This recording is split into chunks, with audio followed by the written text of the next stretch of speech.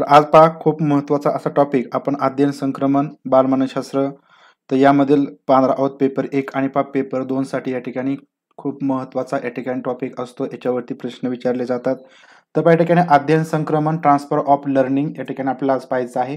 तर अध्ययन संक्रमण म्हणजे काय? तर एका परिस्थितीमधील अध्ययनाचा जर दुसऱ्या परिस्थितीमध्ये उपयोग करता येत असेल तर त्याला अध्ययन संक्रमण असं म्हणायचं. म्हणजे या ठिकाणी अध्ययन संक्रमणाचा एक महत्त्वाचा असा हेतू असतो की या ठिकाणी अध्ययन संक्रमण का करायचं, का झालं पाहिजे. तर एका परिस्थितीमध्ये जे अध्ययन असेल तर त्याचा या ठिकाणी दुसऱ्या परिस्थितीमध्ये उपयोग करता आला पाहिजे. एका विषयाच्या शिक्षणाचा दुसऱ्या विषयाच्या शिक्षणावरती अनुकूल किंवा प्रतिकूल परिणाम होणं म्हणजे सुद्धा अध्ययन संक्रमण असं आपल्याला जनरली म्हणता येतं. म्हणजे आपण शाळेमध्ये शालेय जीवनामध्ये किंवा शालेय जे विषय असतात तर त्याच्यामध्ये एक विषय आपण जर शिकत असो तर त्या विषयामधील जे काय आपण तत्व शिकले असे जे कौशल्य शिकलेले असणार आहेत त्याचा या ठिकाणी दुसरे विषय शिकत असताना उपयोग होत असेल, अनुकूल किंवा प्रतिकूल या ठिकाणी कसाही परिणाम होत असेल, अनुकूल होत असेल किंवा प्रतिकूल परिणाम होत असेल तर त्याला अध्ययन संक्रमण असं म्हणायचं. या ठिकाणी अध्ययन संक्रमण म्हणजे लक्षात ठेवा.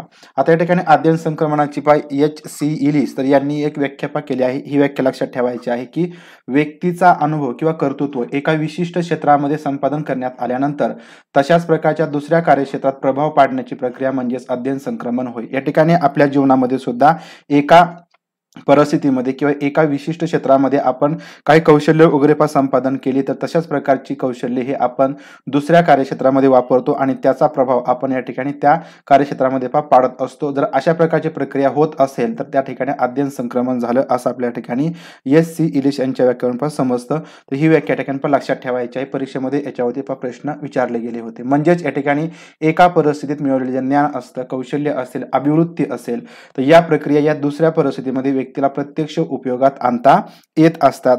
जर या ठिकाणी उपयोगात आणता येत नसतील तर त्या ठिकाणी अध्ययन संक्रमण झालं असं आपण या ठिकाणी म्हणू शकत नाही. लक्षात घ्यायचं आहे एका परिस्थितीमधील कौशल्य असतील, ज्ञान असेल, अभिवृत्ती असतील तर या प्रक्रिया या ठिकाणी दुसऱ्या परिस्थितीमध्ये व्यक्तीला प्रत्यक्षात उपयोगाला आणता येतात. आता या ठिकाणी डिसे तर डिसे यांनी या ठिकाणी अध्ययन संक्रमण हे 2 कारणांनी महत्वाचं आहे असं सांगितलेलं आहे. तर खूप महत्वाचे असे मुद्दे आहेत लक्षात ठेवायचे आहेत किंवा तुम्ही या ठिकाणी नोट डाऊन सुद्धा करू शकता सांगत असताना की या ठिकाणी जे 2 महत्वाचे मुद्दे सांगितले त्याच्यामध्ये पहिला मुद्दा की नवीन अनुभव ग्रहणावर त्याच्या पूर्वज्ञानाचा, समजुतीचा आणि कौशल्याचा परिणाम होत असतो. म्हणजे या ठिकाणी आपण जेव्हा नवीन परिस्थितीमध्ये एखादं अध्ययन करणार आहोत किंवा एखादं नवीन ज्ञान ग्रहण करणार आहोत तर त्यावेळेस पूर्वज्ञान असेल तर त्या पूर्वज्ञानाचा त्यानंतर आपली काही समजूत आहे त्या ज्ञानाबद्दल त्या समजुतीचा आणि कोणतं कौशल्य आहे त्या कौशल्याचा परिणाम होत असतो.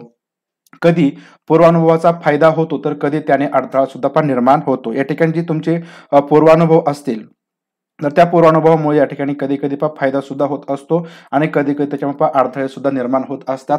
म्हणजेच तुमचे पूर्वानुभव कसे आहेत, तुम्हाला नॉलेज कशा प्रकारचं आहे याच्यावरती सगळ्या गोष्टी डिपेंड असू शकतात. त्यानंतर पुढचा या ठिकाणी मुद्दा सांगितलेला आहे की शालेय जीवनात मिळालेल्या अनुभवाचा त्याला प्रत्यक्ष जीवनात उपयोग करता यायला हवा या दृष्टीने अध्ययन संक्रमण ही महत्वाची प्रक्रिया आहे. म्हणजे अध्ययन संक्रमण हे या ठिकाणी फक्त शालेय जीवनामध्येच महत्वाचं नाही तर या ठिकाणी आपण आपल्या समाजामध्ये जीवन जगत असताना किंवा भविष्यामध्ये जे आपण शालेय जीवनानंतर विद्यार्थी जीवन जगत असतात तर त्याच्यामध्ये सुद्धा या ठिकाणी अध्ययन संक्रमणाचा खूप मोठा आणि खूप महत्वाचा असा फायदा होत असतो. कारण शाळेमध्ये आपण जे काही विद्यार्थ्यांना मूल्य वगैरे शिकवत असतो किंवा कशा प्रकारे वागणूक करायची, कशा प्रकारे बोलायचं, जे काय आपण स्पर्धा वगैरे घेत असतो त्याच्यामध्ये बऱ्याच गोष्टी विद्यार्थ्यांना आपण शिकवत असतो आणि त्या सर्व गोष्टींचा या ठिकाणी विद्यार्थी आपल्या भावी जीवनामध्ये उपयोग करत असेल तर त्याला आपण त्या ठिकाणी शालेय जीवनातून त्याच्या भावी जीवनामध्ये त्याचं अध्ययन संक्रमण झालं आपण असं या ठिकाणी म्हणू शकतो. तर अशा प्रकारे या ठिकाणी डिसे यांनी हे जे काही 2 महत्वाची कारणे सांगितलेली आहेत ही 2 महत्वाची कारणे या ठिकाणी लक्षात ठेवायची आहेत. त्यानंतर या ठिकाणी आपल्याला जे मिळालेले ज्ञान आहे त्या ज्ञानाचा नवीन परिस्थितीमध्ये उपयोग करता येणं, नवीन कृती किंवा ज्ञान मिळवताना जुने ज्ञान उपयोगी पडावे त्यातून या ठिकाणी सुकरता यावी आणि या ठिकाणी अध्ययन संक्रमण त्या ठिकाणी होत असतं. म्हणजे जुनं जे काही ज्ञान आहे तर ते या ठिकाणी आपल्याला पुढील ज्ञानासाठी नवीन ज्ञानासाठी उपयोगी पडलं पाहिजे. आता या ठिकाणी अध्ययन संक्रमण म्हणजे काय तुम्हाला समजलं असेल. त्यानंतर जी काही महत्वाची कारणं असतात ते सुद्धा आपण डिसे यांनी सांगितलेली पाहिली. तर आता या ठिकाणी अध्ययन संक्रमणाचे प्रकार आपल्याला पाहता येतील. अध्ययन संक्रमणाचे मुख्य 3 प्रकार प्रकार आहेत. एक चौथा सुद्धा पहा प्रकार आहे, परंतु पहा तो धन संक्रमणाचा प्रकार आहे. तर तो या ठिकाणी चौथा प्रकार असतो पहा विभागीय संक्रमण. लक्षात घ्यायचं आहे पहा विभागीय संक्रमण. तर आपण या ठिकाणी नंतर सांगूया विभागीय संक्रमण किंवा पहा द्विविभागीय संक्रमण. तर हा धन संक्रमणाचा प्रकार असतो. दुसरं संक्रमण आहे पहा ऋण संक्रमण, तिसरं शून्य आणि चौथं या ठिकाणी हे विभागीय संक्रमण. तर आता या ठिकाणी एक एक प्रकार आपण व्यवस्थित पाहूया. तर पहा पहिला प्रकार धन संक्रमण पॉझिटिव्ह ट्रान्सफर. तर या ठिकाणी जेव्हा कोणत्याही एका क्षेत्रातील ज्ञानाचा दुसऱ्या क्षेत्रातील ज्ञान धारणेसाठी पहा उपयोग होत असेल, कोणतंही एक क्षेत्र असो त्या क्षेत्रामधील किंवा त्या विषयामधील आपण ज्ञान घेतलं असेल आणि त्या ज्ञानाचा दुसऱ्या विषयासाठी चांगला फायदा होत असेल किंवा नवीन क्षेत्रासाठी पहा उपयोग होत असेल, ज्ञान धारणेसाठी पहा उपयोग होत असेल, तेव्हा त्याला धन संक्रमण झालं असं या ठिकाणी आपल्याला पहा म्हणायचं आहे. त्यानंतर यामध्ये नवीन गोष्टी शिकताना जुन्या सवयी, कौशल्य, ज्ञान यांचा पहा प्रत्यक्ष उपयोग होत असतो. जे धन संक्रमण आहे त्याच्यामध्ये या ठिकाणी नवीन गोष्टी शिकत असताना आपल्याला ज्या काही जुन्या सवयी असतील, जे काही आपल्याकडे जुनी कौशल्य असतील, जे आपण आत्मसात केले असतील, जे काही जुनं ज्ञान असेल, तर त्या जुन्या सवयी, जुने कौशल्य, जुने ज्ञान, तर याचा उपयोग या ठिकाणी नवीन गोष्टी शिकत असताना याचा प्रत्यक्षात पहा फायदा होत असतो धन संक्रमणामध्ये. या ठिकाणी आपल्याला पहा उदाहरण सांगता येईल की एका भाषेतील व्याकरणाचा अभ्यास इतर भाषेच्या व्याकरण अभ्यासनास या ठिकाणी पहा उपयुक्त ठरत असेल तर त्याला आपण या ठिकाणी धन संक्रमण त्या ठिकाणी झालं असं म्हणतो. या ठिकाणी जो परिणाम असतो तो या ठिकाणी पहा अनुकूल असा पहा परिणाम झाला पाहिजे, साधक असा पहा परिणाम झाला पाहिजे. या ठिकाणी कोणत्याही प्रकारची बाधा येता कामा नाही, त्याच वेळेस त्या ठिकाणी धन संक्रमण असतं.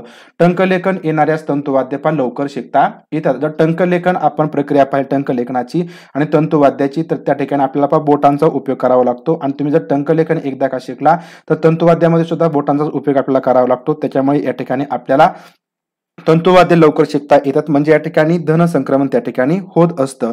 सायकल चालवता आल्यावरती स्कूटर चालवता येते पहा, अगदी बरोबर. तर पहा सायकल चालवता आले की पहा स्कूटर व्यवस्थित आपल्याला चालवता येते. किंवा पहा आपण असंही म्हणतो की एकदा का तुम्हाला पहा पोहायला आलं, तुम्हाला बॅलन्स साधता आला की या ठिकाणी तुम्ही सायकल वगैरे पहा चालवू शकता. त्या ठिकाणी धन संक्रमण होत असतं. गणिताच्या अभ्यासाने पदार्थ विज्ञानातील पहा संकल्पना लवकर आत्मसात होत असतात. म्हणजे या ठिकाणी कोणत्याही प्रकारची सामान्य पातळी असली पाहिजे, समान घटक असले पाहिजे, त्यावेळेस या ठिकाणी धन संक्रमण किंवा जे संक्रमण आहे ते पहा होत असतं. तर आपण उपपत्य सुद्धा पहा पुढे पाहणार आहोत. एकदम क्लिअर दिसतंय, क्वालिटी वाढवून घ्या.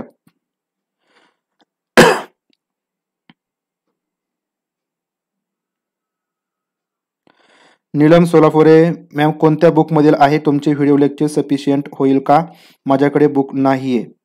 तर या ठिकाणी जवळजवळ मी सर्व पुस्तकामधून या ठिकाणी तुमच्या पुढे नोट्स घेऊन येत असतो, त्याच्यामुळे तुम्हाला हे पण सफिशियंट आहे. तरी सुद्धा तुम्हाला जर काही डाऊट असेल तर तुम्ही पण एखादं पुस्तक रीड करू शकता, फडके प्रकाशनचं वगैरे, तुम्हाला ते सफिशियंट ठरेल. तर या ठिकाणी जी उदाहरणे आहेत पण लक्षात ठेवायचे आहेत, कारण या ठिकाणी या उदाहरणामधून उदाहरणे आहेत त्याच्यावर तुम्हाला या ठिकाणी प्रश्न विचारले जातात. संस्कृत विषयाचा अभ्यास हा पहा मराठीच्या अभ्यासास पहा पूरक असतो. या ठिकाणी फक्त धन संक्रमणामध्ये एकच लक्षात ठेवायचं आहे की पहा जो परिणाम आहे तो चांगला होत असतो, साधक होत असतो, अनुकूल असा परिणाम होत असेल त्यावेळेस त्याला धन संक्रमण असं पहा म्हणता येईल. उदाहरणे सुद्धा त्याच्यावरून तुम्ही या ठिकाणी लक्षात ठेवायची आहेत. पुढचं संक्रमण आहे पहा ऋण संक्रमण किंवा पहा निगेटिव्ह ट्रान्सफर. या ठिकाणी एका क्षेत्रातील अनुभवाचा जर दुसऱ्या क्षेत्रातील अध्ययनावरती पहा प्रतिकूल परिणाम होत असेल. या ठिकाणी म्हणजे पहा कोणताच प्रतिकूल परिणाम म्हणजे या ठिकाणी तोटा होत असतो तर असं नाही, तर त्या ठिकाणी पहा अडथळे येत असतात. लक्षात ठेवायचं आहे पहा निगेटिव्ह संक्रमण किंवा पहा ऋण संक्रमण म्हणजे त्या ठिकाणी त्याचा उलट परिणाम होतो असं नसतं. तर त्या ठिकाणी पहा धन संक्रमणामध्ये पण लगेचच संक्रमण होतं, म्हणजे लगेच आपण त्या गोष्टी शिकतो. जुन्या ज्ञानामुळे पहा आपण लगेच नवीन ज्या काही गोष्टी आहेत पहा शिकत असतो धन संक्रमणामध्ये. परंतु पहा ऋण संक्रमणामध्ये पहा काय होतं की आपण त्या ठिकाणी नवीन जर गोष्टी शिकायला गेलो तर जुन्या ज्या काही गोष्टी आपण शिकलेलो असतो त्याच्यामुळे त्या ठिकाणी फक्त अडथळे निर्माण होतात, परंतु आपण सरावाने त्या गोष्टी शिकतच असतो. त्या ठिकाणी आपल्याला पूर्णपणे शिकता येत नाही असं या ठिकाणी ऋण संक्रमणामध्ये होत नाही, हे लक्षात ठेवायचं आहे. मागील ज्ञानामुळे अध्ययनामुळे नवीन ज्ञान घेताना अडथळा निर्माण होतो. नवीन ज्ञान लवकर त्या ठिकाणी आत्मसात होत नाही, आपल्याला खूप प्रयत्न करावे लागतात आणि त्यानंतर आपण त्या ठिकाणी काय करतो या ठिकाणी नवीन ज्ञान आत्मसात करत असतो. हे ऋण संक्रमण संक्रमणाचं वैशिष्ट्य आहे लक्षात ठेवायचं आहे. आपल्याला खूप प्रयत्न करावे लागतात. पुष्कळ वेळा अगोदर लागलेल्या ज्या काही सवयी असतील, पूर्वी माहीत असलेले जे काही नवीन नियम वगैरे असतील, तर ते नवीन नियमांप्रमाणे आचरण करताना या ठिकाणी अडथळे निर्माण करत असतात. म्हणजे या ठिकाणी एखादी आपली जुनी शाळा असेल, जुन्या शाळेमध्ये जे काही नियम वगैरे असतील ते थोडेसे पण वेगळे असतील आणि नवीन शाळा असेल त्या ठिकाणी आपण गेलो, म्हणजे समजा दुसऱ्या वर्गामध्ये आपण त्या ठिकाणी गेलो, आपण नवीनच आहोत, तर त्यावेळेस त्या ठिकाणी काही जरी नवीन नियम असतील, जुन्या शाळेमध्ये जे काही नियम असतील ते आपल्या त्या ठिकाणी आचरणामध्ये असतात, आपण ते लक्षात ठेवतो आणि त्याप्रमाणेच आपण नवीन शाळेमध्ये वागण्याचा प्रयत्न करतो. तर त्यावेळेस आपल्याला थोड्याशा अडचणी येतात. शिक्षकांकडून कधी कधी आपल्याला बोलणं सुद्धा खावं लागतं, कारण आपल्या जे नवीन त्या शाळेचे काही नवीन शाळेचे नियम असतात ते आचरणात आणण्यामध्ये थोडेसे अडथळे येत असतात, कारण आपल्याला जुन्या शाळेतील पण नियम माहिती असतात. तर अशा प्रकारे या ठिकाणी ह्याला आपला ऋण संक्रमण असं म्हणायचं, कारण आपण त्या ठिकाणी ते जे काही नवीन नियम असतो ते शिकतच असतो, परंतु त्याला थोडासा वेळ लागतो. नवीन नामाधिकरणात येणारे अडथळे हे याच प्रकारचं उदाहरण आहे. जे काय आपण नवीन नामकरण करतो, समजा एखाद्या दुकानाचं या ठिकाणी नाव असेल आणि ते नाव या ठिकाणी आपण काही वर्षानंतर आपण ते बदललं, म्हणजे त्या ठिकाणी नामाधिकरण केलं, तर त्या ठिकाणी बऱ्याच जे काही ग्राहक वगैरे असेल त्यांना त्याच्यामध्ये अडचणी येत असतात, कारण या ठिकाणी जुनं दुकान त्यांच्या ओळखीचं असतं, नवीन दुकान त्यांच्या ओळखीचं नसतं आणि नंतर त्यांना सांगावं लागतं, की मालकाला सांगावं लागतं की हे आमचंच दुकान आहे, आम्ही फक्त त्या ठिकाणी नाव बदललेलं आहे. त्याला या ठिकाणी आपल्याला ऋण संक्रमण असं म्हणता येईल. या ठिकाणी उदाहरण पहा की पूर्वी तापमान, तापमापक, हलके व जड पाणी अशी संकल्पनांची नावे माहिती असणाऱ्यांना तापमान, तापमापी, सुपेन आणि दुष्पेन जल अशी नावे लक्षात येण्यास उभारण्यास कठीण या ठिकाणी जात असतात. म्हणजे कोणता तरी अडथळा येत असेल तर त्याला या ठिकाणी आपण ऋण संक्रमण झालं असं म्हणतो. किंवा दुसरं उदाहरण आपल्याला घ्यायचं झालं तर इंग्रजीतील वाक्यरचना शिकताना मराठी वाक्यरचनेचे ज्ञान या ठिकाणी अडथळा निर्माण करत असतं. म्हणजे या ठिकाणी काही इंग्रजीमधील वाक्यरचना आणि मराठीमधील वाक्यरचना या ठिकाणी वेगवेगळे असतात, त्याच्यामुळे या ठिकाणी अडथळे निर्माण होत असतात, तेव्हा त्या ठिकाणी ऋण संक्रमण झालं असं आपल्या ठिकाणी म्हणता येतं. फक्त याच्यामध्ये लक्षात ठेवायचं आहे की जे अध्ययन संक्रमण आहे ते प्रतिकूल होत असेल, बाधक होत असेल, काहीतरी अडथळे निर्माण होत असतील तर त्या ठिकाणी ऋण संक्रमण होत असतं. पुढचा प्रकार आहे शून्य संक्रमण, झिरो ट्रान्सफर. आता झिरो ट्रान्सफर म्हणजे या ठिकाणी लक्षात ठेवायचं की जे धन संक्रमण आणि ऋण संक्रमण आहे तर याच्या या ठिकाणी नेमकं काही होत नाही. म्हणजे काय या ठिकाणी की एका क्षेत्रातील अनुभवाचा दुसऱ्या क्षेत्रातील अनुभव स्वीकारताना प्रतिकूल किंवा अनुकूल, म्हणजे या ठिकाणी साधक किंवा या ठिकाणी बाधक किंवा या ठिकाणी साधक असा कोणताच परिणाम होत नाही. म्हणजे या ठिकाणी न्यूट्रल, म्हणजे या ठिकाणी एका क्षेत्रातील जे अनुभव आहे किंवा दुसऱ्या क्षेत्रातील जे अनुभव आहे ते स्वीकारत असताना कोणत्याही प्रकारचा या ठिकाणी परिणाम होत नाही, चांगलाही परिणाम होत नाही आणि वाईटही परिणाम होत नाही. म्हणजे या ठिकाणी तुम्हाला लगेचच एखादी नवीन गोष्ट लगेच आत्मसातही होत नाही आणि ते आत्मसात करत असताना अडथळे येत नाहीत, तर त्यावेळेस त्या ठिकाणी शून्य संक्रमण होत असतं, हे लक्षात ठेवायचं आहे. प्रत्येक क्षेत्रातील अनुभव हे दुसऱ्या क्षेत्रातील अनुभव मिळवताना पूरक ठरतो किंवा अडथळा निर्माण करतोच असं नाही. असे बरेच क्षेत्र असतात की त्याच्यामध्ये आपण एखादा आधी कौशल्य शिकलेला असेल किंवा नॉलेज मिळवलेला असेल तर त्या नॉलेजचा पुढील क्षेत्रामध्ये काही फायदा होत नाही किंवा अडथळे सुद्धा निर्माण होत नाहीत. अध्ययन संक्रमणासाठी दोन क्षेत्रातील अनुभवांमध्ये कोणते तरी साम्य संबंध असायला पाहिजे तरच अध्ययन संक्रमण होतं. तर या ठिकाणी लक्षात ठेवायचं IMP आहे की अध्ययन संक्रमण कधी होतं. आपण या ठिकाणी जर शून्य संक्रमण लक्षात घेतलं तर अध्ययन संक्रमण होण्यासाठी जे काही दोन क्षेत्र असतील तर त्या दोन क्षेत्रातील अनुभवांमध्ये कोणते तरी साम्य असलं पाहिजे, सारखेपणा असला पाहिजे, संबंध असला पाहिजे, तरच त्या ठिकाणी त्या दोन क्षेत्रामध्ये अध्ययन संक्रमण घडून येत असतं. जर कोणत्याही प्रकारचं साम्य नसेल तर अध्ययन संक्रमण घडून येणार नाही. तर याचं उदाहरण आपल्याला सांगता येतं की गणित आणि इतिहास यांच्या अध्ययनातून शून्य संक्रमण होत असतं. कारण या ठिकाणी गणितामध्ये जे काही कन्सेप्ट आहेत, संबोध आहेत, तर त्याच्या ठिकाणी इतिहासामध्ये कोणताही संबंध येत नाही किंवा इतिहासामधील जे काही कन्सेप्ट वगैरे असतात त्याचा गणितामध्ये कोणत्याही प्रकारचा संबंध येत नाही. म्हणजे तुम्ही गणित विषय जरी नाही शिकला तरी सुद्धा तुम्ही इतिहास हा विषय शिकू शकता. म्हणजे या ठिकाणी या गणितामधील कौशल्याचा किंवा ज्ञानाचा कोणत्याही प्रकारचा परिणाम, वाईट किंवा चांगला परिणाम इतिहास या विषयामध्ये होत नाही. याला आपण शून्य संक्रमण झालं असं म्हणतो. किंवा या ठिकाणी सायकल शिकण्याचं कौशल्य असेल आणि टंक लेखनाचं कौशल्य याचा एकमेकांवरती कोणत्याही प्रकारचा परिणाम होत नाही. सायकल चालवण्याचे जे कौशल्य आहे ते टंक लेखनाच्या कौशल्यापेक्षा पूर्णपणे वेगळं आहे, त्याच्यामध्ये कोणत्याही प्रकारचं साम्य नसतं, त्यामुळे त्यांच्यावरती कोणत्याही प्रकारचा साधक किंवा बाधक परिणाम होत नसल्यामुळे या ठिकाणी शून्य संक्रमण घडून येतं. तर या ठिकाणी अशा प्रकारे जे आपण संक्रमणाचे 3 प्रकार पाहिले, लक्षात ठेवायचे मुख्य प्रकार आपल्याला सांगता येतील. धन संक्रमण, त्याचा या ठिकाणी अनुकूल असा परिणाम होत असतो, चांगला असा परिणाम होत असतो. पुढचं संक्रमण आपल्याला सांगता येईल की या ठिकाणी ऋण संक्रमण, त्याचा प्रतिकूल परिणाम होतो किंवा बाधक परिणाम होतो, अडथळे निर्माण होत असतात. आणि या ठिकाणी तिसरा प्रकार शून्य संक्रमण, ज्याच्यामध्ये चांगलाही परिणाम होत नाही आणि वाईटही परिणाम होत नाही, त्या ठिकाणी कॉन्स्टंट राहतं, न्यूट्रल राहतं, त्याला या ठिकाणी आपलं शून्य संक्रमण असं म्हणता येतं. त्यानंतर या ठिकाणी आद्यन संक्रमणाच्या उपपत्ती या ठिकाणी आपल्याला पाहायच्या आहेत. तर याच्यावरती प्रश्न विचारले जातात, आद्यन संक्रमणाच्या उपपत्त्या.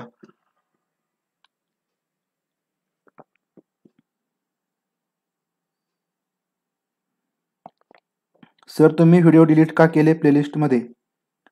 प्लेलिस्ट मध्येच आहेत सर, प्लेलिस्ट मध्येच आहे, डिलीट केलेले नाहीत.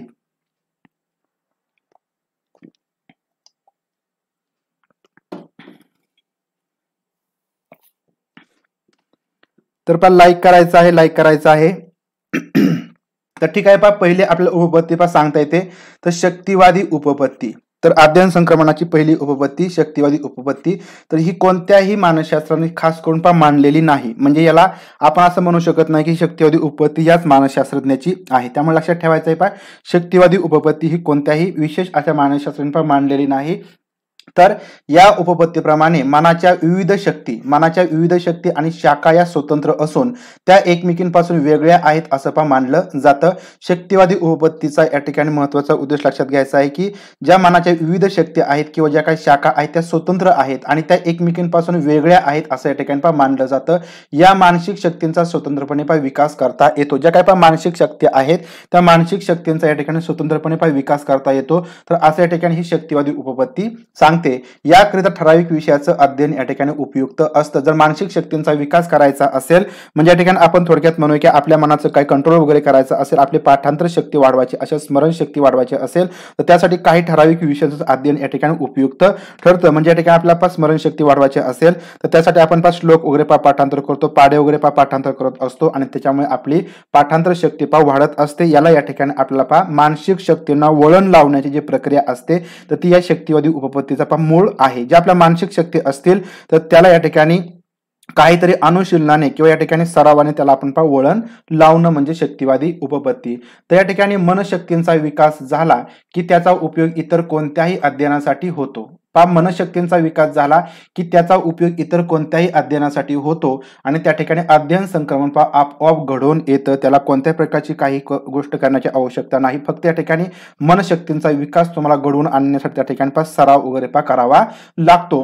परंतु याचा या ठिकाणी पुढे काय फायदा वगैरे झाला का, तर त्या ठिकाणी तुम्हाला मी शेवटी सांगेल की या उपपत्तीचा नेमका फायदा काय होतो. तर आपल्या मनाची स्मरण, अनुमान, तर्क, अवधान तर इत्यादी स्वतंत्र शक्ती केंद्रे आहेत. या ठिकाणी लक्षात ठेवा, स्मरण, अनुमान, तर्क आणि अवधान तर या ठिकाणची काही शक्ती केंद्रे आहेत तर ती या ठिकाणी स्वतंत्र आहेत आणि त्यांना व्यायामाने जशी स्नायूंना बळकटी आणता येते तशा प्रकारे अभ्यासाने या शक्तींना देखील बळकटी आणता येते. तर शक्तिवादी उपपत्ती म्हणजे काय, जसं या ठिकाणी आपण एक्सरसाइज वगैरे करून आपल्या स्नायूंना बळकटी आणतो तसंच या ठिकाणी स्मरण, अनुमान, तर्क आणि अवधान तर या ठिकाणी स्वतंत्र जे काही शक्ती केंद्रे आहेत त्यांना या ठिकाणी आपण अनुशीलनाने किंवा या ठिकाणी सरावाने बळकटी आणायची आणि एकदा का त्या मनशक्तींचा विकास झाला की या ठिकाणी अध्ययनासाठी ते या ठिकाणी संक्रमित होणार आहेत आणि अध्ययन संक्रमण आपोआप घडून येईल. अशा प्रकारे या ठिकाणी या उपपत्तीचं मत येतं.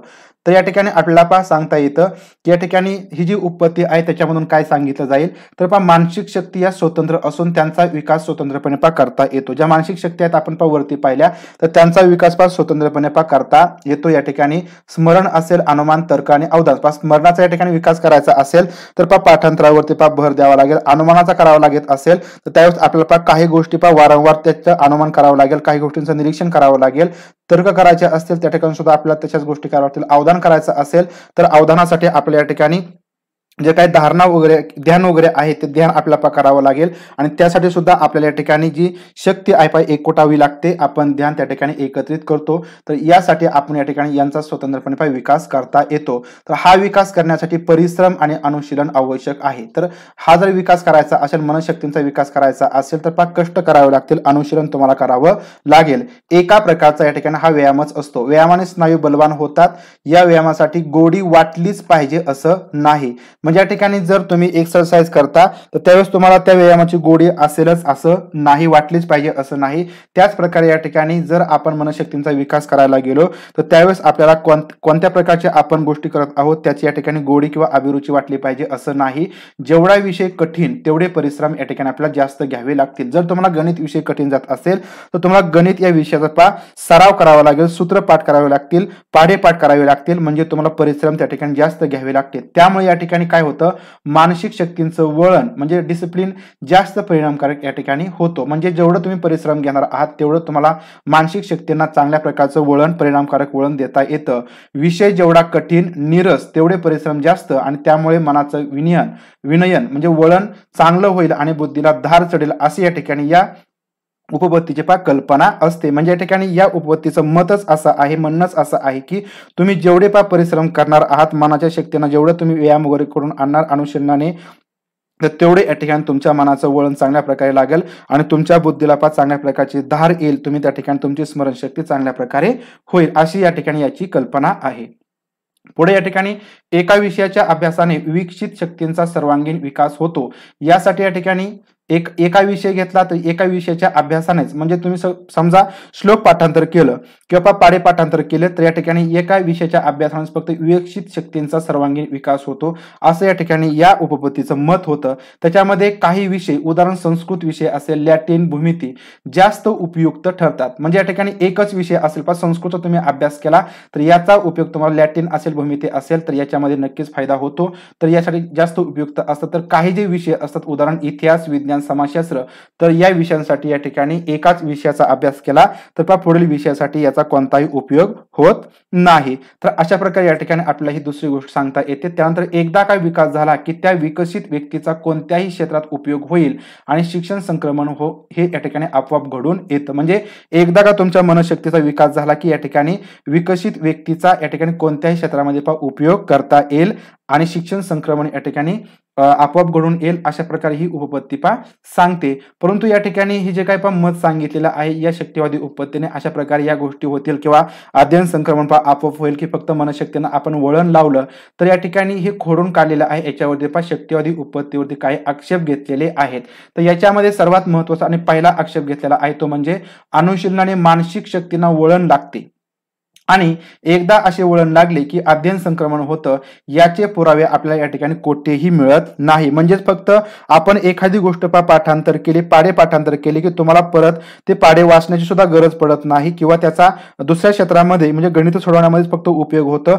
तर हे जे काय आहे की या ठिकाणी फक्त अनुशीलनाने मानसिक शक्तींना वळण लागते आणि एकदा वळण लागले की अध्ययन संक्रमण होतं, तर याचं पुरावे कोठेही या ठिकाणी मिळत नव्हते. हा सर्वात मोठा या ठिकाणी आक्षेप या उपपत्तीवरचा आहे.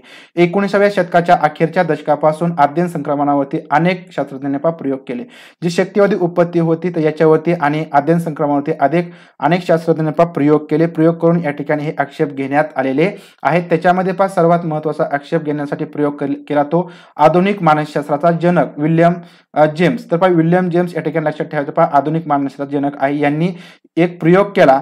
पहिला प्रयोग त्यांनी केला त्याच्यामध्ये काय केलं, त्यांनी अध्ययनाने पाठांतर शक्ती कितपत सुधारते हे पडताळून पाहण्याचा त्यांनी प्रयोग केला. म्हणजे जी शक्तिवादी उपपत्ती आहे तर ते खोडून काढण्याचं काम या ठिकाणी विल्यम जेम्स यांनी केलं आणि याच्यामध्ये त्यांनी काय केलं, अध्ययनाने पाठांतर शक्ती सुधारते का तर यासाठी त्यांनी पडताळून पाहण्यासाठी हा प्रयोग केला. त्याच्यावरती त्यांनी काही विद्यार्थ्यांना प्रयोग केलेला आहे आणि प्रयोग करून त्याच्यामध्ये त्यांना असं आढळून आलं की या ठिकाणी या उपपत्तीचा काहीही फायदा होत नाही.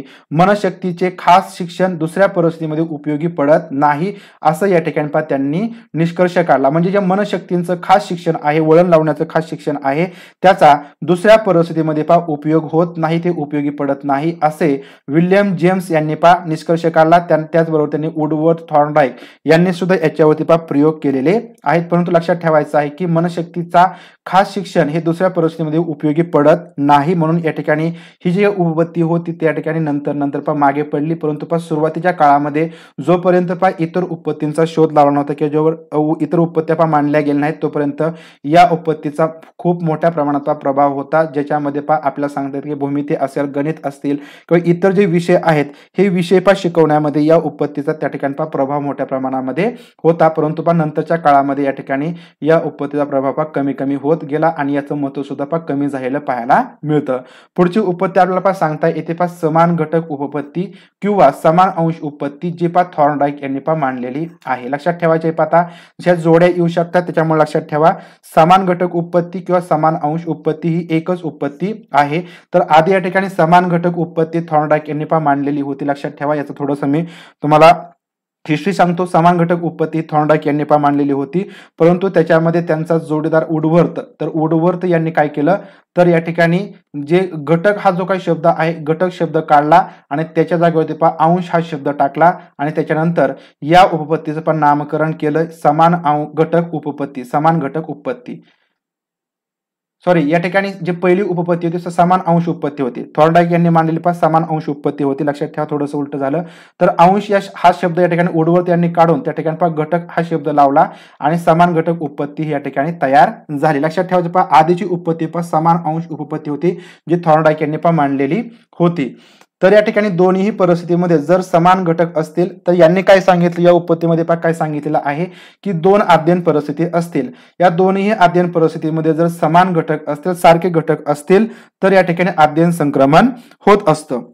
दोन्ही परिस्थितीमध्ये जर कौशल्य, माहिती तंत्रे, मनोवृत्ती, विषयांश इत्यादी घटक जर समान असतील तर एका परिस्थितीमधील अध्ययन हे दुसऱ्या परिस्थितीमधील अध्ययनास मदत करतं, म्हणजेच त्या ठिकाणी अध्ययन संक्रमण होतं. आता या ठिकाणी हे लक्षात ठेवायचं आहे की जर समान घटक असतील एका परिस्थिती आणि दुसरी परिस्थिती, दोन परिस्थिती असतील, पहिल्या परिस्थितीमध्ये आणि दुसऱ्या परिस्थितीमध्ये जर समान घटक असतील म्हणजे त्या ठिकाणी कौशल्य असेल, माहिती तंत्र असेल, मनोवृत्ती असेल आणि विषयांश असतील इत्यादी घटक जर समान असतील तर एका परिस्थितीमध्ये जे अध्ययन आहे ते दुसऱ्या परिस्थितीमधील अध्ययनास मदत करतं, फायदा होतो आणि त्या ठिकाणी अध्ययन संक्रमण होतं. तर हे या ठिकाणी समान घटक उपपत्तीचा या ठिकाणी आपल्याला सार येईल किंवा या ठिकाणी महत्वाचं वैशिष्ट्य पहा सांगता येईल, हे लक्षात ठेवायचं आहे.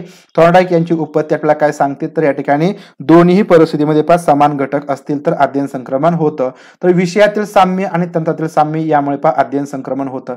विषयामध्ये जे काही साम्य असते, सारखेपणा असतो आणि तंत्र असेल, तंत्रामध्ये जे काही साम्य असतील तर या ठिकाणी अध्ययन संक्रमण होत असतं. म्हणजे या ठिकाणी जर समजा आपण म्हणूया आपण पीटी शिकलेलं असेल, पीटी आपल्याला वाजवायला येत असेल तर त्या ठिकाणी आपण पियानो वगैरे पण चांगल्या प्रकारे वाजवू शकतो, म्हणजे त्या ठिकाणी तंत्रामध्ये पण साम्य आहे.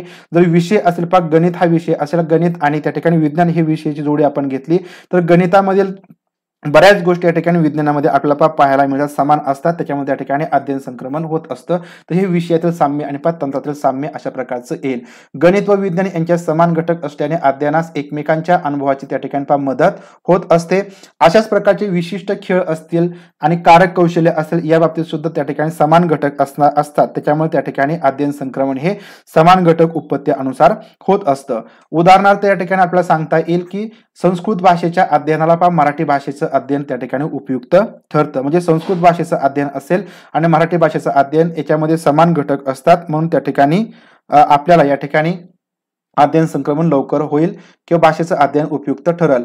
या ठिकाणी पुढे आपल्याला सांगता येतं पहा चित्रकला, रांगोळी आणि मेहंदी काढणे. तर याच्यामध्ये काय आहे पहा चित्रकला, रांगोळी आणि मेहंदी याच्यामध्ये पहा समान घटक आहेत, म्हणून या ठिकाणी तुम्हाला चित्रकला काढता चांगली येत असेल तुम्ही रांगोळी चांगल्या प्रकारे काढू शकता, मेहंदी सुद्धा तुम्ही चांगल्या प्रकारे काढू शकता. म्हणजे चित्रकलेमध्ये तुम्ही जे काही कौशल्य वगैरे शिकला तर त्याचा उपयोग तुम्हाला रांगोळी काढत असताना होतो, पुढे या ठिकाणी मेहंदी काढण्यामध्ये सुद्धा त्याच कौशल्यांचा उपयोग होत असतो. म्हणजे या तीनही क्षेत्रामध्ये आपण क्षेत्र म्हणून या ठिकाणी या तीनही क्षेत्रामध्ये चांगल्या प्रकारचं किंवा जे समान कौशल्य आहेत, समान घटक आहेत असल्यामुळे या ठिकाणी ही समान घटक उपपत्तीप्रमाणे पहा अध्ययन संक्रमण त्या ठिकाणी होत असतं. शैक्षणिक नियोजनातील विषयांचं गट करत असताना आपण समजा शैक्षणिक नियोजन करतो, पण शैक्षणिक नियोजनामधील विषयांचा आपण गट करतो त्यावेळेस आपण सर्व भाषा एकत्र करतो. ज्या सर्व भाषा आहेत मराठी, इंग्रजी, हिंदी असेल तर याच्यामध्ये पण समान घटक असतात, व्याकरणाचे असतील किंवा या ठिकाणी आपण म्हणूया त्या ठिकाणी जे उतारे, कविता वगैरे असेल ते समान असतात, समान घटक असतात आणि त्याच्यामुळे आपल्याला अध्ययन करत असताना कोणत्याही प्रकारची अडचण येत नाही. आपण त्या विषयांचा एकमेकांशी आधार घेऊ शकतो आणि विद्यार्थ्यांना सुद्धा चांगल्या प्रकारे अध्ययन त्या ठिकाणी किंवा अध्यापन आपण करू शकतो आणि विद्यार्थ्यांचं अध्ययन चांगल्या प्रकारे होत असतं. तर या ठिकाणी आपण समान घटक उपपत्त्यानुसार हे गट करतो. त्यानंतर गणित, विज्ञान यांचा एक आपण गट करत असतो. आपल्याला टीईटी मध्ये सुद्धा गणित आणि विज्ञान हा एक गट आहे आणि समाजशास्त्र हा दुसरा गट आहे, कारण त्या ठिकाणी ही अध्ययन संक्रमणात समान घटक उपपत्तीचं उपयोजन त्या ठिकाणी आपल्याला पाहता येते किंवा पाहायला मिळतं. त्याच प्रकारे इतिहास, भूगोल, नागरिकशास्त्र म्हणजेच त्या ठिकाणी समाजशास्त्र. म्हणजे या ठिकाणी पहा एका क्षेत्रातील किंवा एका विषयातील अध्ययनाचा त्या ठिकाणी पहा दुसऱ्या क्षेत्रामध्ये उपयोग केव्हा होतो, तर त्या दोन्हीही क्षेत्रामध्ये दोन्ही विषयामध्ये पहा समानता असेल तर तेव्हा त्या ठिकाणी अध्ययन संक्रमण चांगल्या प्रकारे होतं. तर हे या ठिकाणी या समान घटक उत्पत्तीचा सार आहे. दोन्ही परिस्थितीमधील विषय, तंत्रे आणि वृत्ती यात जास्त साम्य असेल तर संक्रमण अधिक होतं. पहिल्या लक्षात घ्यायचं आहे पहा या समान घटक उत्पत्ती अनुसार काय, तर दोन परिस्थिती असतील तर याच्यामध्ये विषय असेल, तंत्र असतील आणि वृत्ती, तर याच्यामध्ये जास्तीत जास्त प्रमाणामध्ये पहा साम्य असेल, सारखेपणा असेल तर संक्रमण हे अधिक होतं. आणि या ठिकाणी जर साम्य कमी असेल, विषय, तंत्रे आणि वृत्ती याच्यामध्ये पहा साम्य कमी असेल, सारखेपणा पहा कमी असेल तर संक्रमण या ठिकाणी पहा कमी प्रमाणामध्ये होतं. त्या ठिकाणी आपल्याला पहा जास्त कष्ट करावे लागतात. तर अशा प्रकारे या ठिकाणी ही समान घटक उत्पत्ती आणि त्याच्यामध्येच या ठिकाणी आपला द्विभागीय संक्रमण किंवा बायलॅटरल ट्रान्सफर किंवा विभागीय संक्रमण हा जो काय पहा चौथा प्रकार आहे पहा संक्रमणाचा, तर तो या ठिकाणी समान घटक उत्पत्तीमध्ये आपल्याला पहा सांगता येतो, ज्याच्यामध्ये एका हाताकडून दुसऱ्या हाताकडे तंत्राचं संक्रमण करता आले तर पहा द्विविभागीय पहा संक्रमण असं आपण त्या ठिकाणी झालं असं पहा म्हणतो. म्हणजे पहा या ठिकाणी एका हाताने आपण म्हणजे आरशाच्या समोर पहा एका हाताने आपण काहीतरी पहा चित्र वगैरे का काढत असो आणि त्यानंतर आपण आरशामध्ये बघून ते गिरवत असो, त्यावेळेस पहा आपण उजव्या हातात जे काही कौशल्य आहे ते डाव्या हातामध्ये आलं असं आपल्याला त्या ठिकाणी पाहता येतं. म्हणजे आधी आपण उजव्या हाताने आरशाच्या समोर पहा काहीतरी गिरवायचं आहे आणि नंतर पहा डाव्या हाताने गिरवायचं आहे, त्यावेळेस आपल्याला अशा प्रकारचा भास होतो की त्या ठिकाणी आपण डाव्या हाताऐवजी उजव्या हाताने पहा गिरवत आहे. तर त्या ठिकाणी आपल्याला माहिती आहे की आरशामध्ये आपल्याला उजवा हात डाव्या ठिकाणी पाहायला मिळतो आणि डावा हात उजव्या ठिकाणी पाहायला मिळतो, परंतु त्या ठिकाणी असा भास होतो की आपलं जे अध्ययन कौशल्य आहेत किंवा जी कौशल्य आहेत ती उजव्या हातामधील डाव्या हातामध्ये पहा गेलेली आहेत, त्याला त्या ठिकाणी आपल्याला द्विभागीय संक्रमण किंवा पहा विभागीय संक्रमण झालं असं पहा म्हणता येतं. तर हा या ठिकाणी चौथा प्रकार आहे, परंतु याच्यामध्ये पण निगेटिव्ह किंवा शून्य असं काहीही पहा घडत नाही. त्या ठिकाणी जे घडतं ते त्या ठिकाणी पहा पॉझिटिव्हच घडत असतं, धनच घडत असतं. म्हणून या ठिकाणी द्विभागीय संक्रमण असेल किंवा विभागीय संक्रमण असेल तर हे धन संक्रमणाचा एक प्रकार आहे, एवढं लक्षात ठेवायचं आहे. तर या ठिकाणी पहा उजव्या हाताला दिलेल्या सरावामुळे प्राप्त झालेलं कौशल्य हे डाव्या हाताला किती प्रमाणात प्राप्त होतं, तर हे पाहण्यासाठी आपल्या डॉक्टर गोपाल स्वामी यांचा आरसा आणि चांदणी तर हे उपकरण वापरावं लागतं आणि नंतर आपण या ठिकाणी हा प्रयोग करू शकतो. त्यानंतर आपल्या त्या ठिकाणी जे द्विभागीय संक्रमण आहे कशा प्रकारे होतं हे समजतं. तर अशा प्रकारे या ठिकाणी ही उपपत्ती पहा थॉर्नडाईक यांची मांडलेली आहे. समान घटक उत्पत्ती त्याचं या ठिकाणी जे महत्वाचा सार आहे तो लक्षात ठेवायचा आहे की समान घटक उत्पत्ती म्हणजे काय, तर या ठिकाणी दोन विषय दोन ज्या काही परिस्थिती असेल त्याच्यामध्ये समान घटक असतील तर अध्ययन संक्रमण चांगल्या प्रकारे होतं. पुढची उपपत्ती आपल्याला सांगता येते पहा जडची सामान्यीकरण उपपत्ती.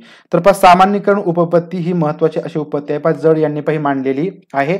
तर याच्यामध्ये आता काय सांगितलं पहा थॉर्नडाईक पेक्षा थोडंसं यांनी पण वेगळं सांगितलेलं आहे आणि हाच फरक या ठिकाणी थोडासा सूक्ष्म फरक असल्यामुळे आपला या ठिकाणी पण कन्फ्युजन होतं, आपला गोंधळ उडतो, ते तुम्ही थोडंसं लक्षात घ्या. तर दोन अध्ययन पद्धतीमध्ये नुसते समान घटक संक्रमण करतात. म्हणजे या ठिकाणी दोन अध्ययन पद्धती असतील तर या ठिकाणी त्याच्यामध्ये जरी फक्त समान घटक असतील तरी सुद्धा अध्ययन संक्रमण होतं. तर असं आपण समान घटक उत्पत्ती थॉर्नडाईक यांच्या उत्पत्तीमध्ये पाहिलं. पण या ठिकाणी त्याही पेक्षा अधिक स्पष्ट निश्चित स्वरूपाचं अध्ययन संक्रमण त्या दोन समान घटकांचं सामान्यीकरण केले तर घडतं. जे काय समान घटक असतील एका विषयाचे घटक आणि दुसऱ्या विषयाचे घटक हे समान असलेच पाहिजे, परंतु समान असल्यानंतर फक्त संक्रमण होतं हे या ठिकाणी मान्य आहे. परंतु जर या ठिकाणी या विषयातील जे काही समान घटक असतील या विषयातील घटक आणि या विषयातील घटक तर याच्यामध्ये जर समानता असेल आणि समानता असून सुद्धा त्या दोन्ही विषयाच्या घटकांमध्ये या ठिकाणी सामान्यीकरण झालं, ते घटक आपल्याला समजले, त्याच्यामध्ये समानता समजली तर या ठिकाणी निश्चित स्वरूपाचं हे अध्ययन संक्रमण या ठिकाणी होत असतं. म्हणजे या ठिकाणी अधिक स्पष्ट निश्चित स्वरूपाचं अध्ययन संक्रमण या ठिकाणी त्या दोन समान घटकांचं सामान्यीकरण झाल्यानंतरच या ठिकाणी घडतं. तर असं या ठिकाणी जड यांनी या सामान्यीकरण उपपत्तीमध्ये सांगितलेलं आहे.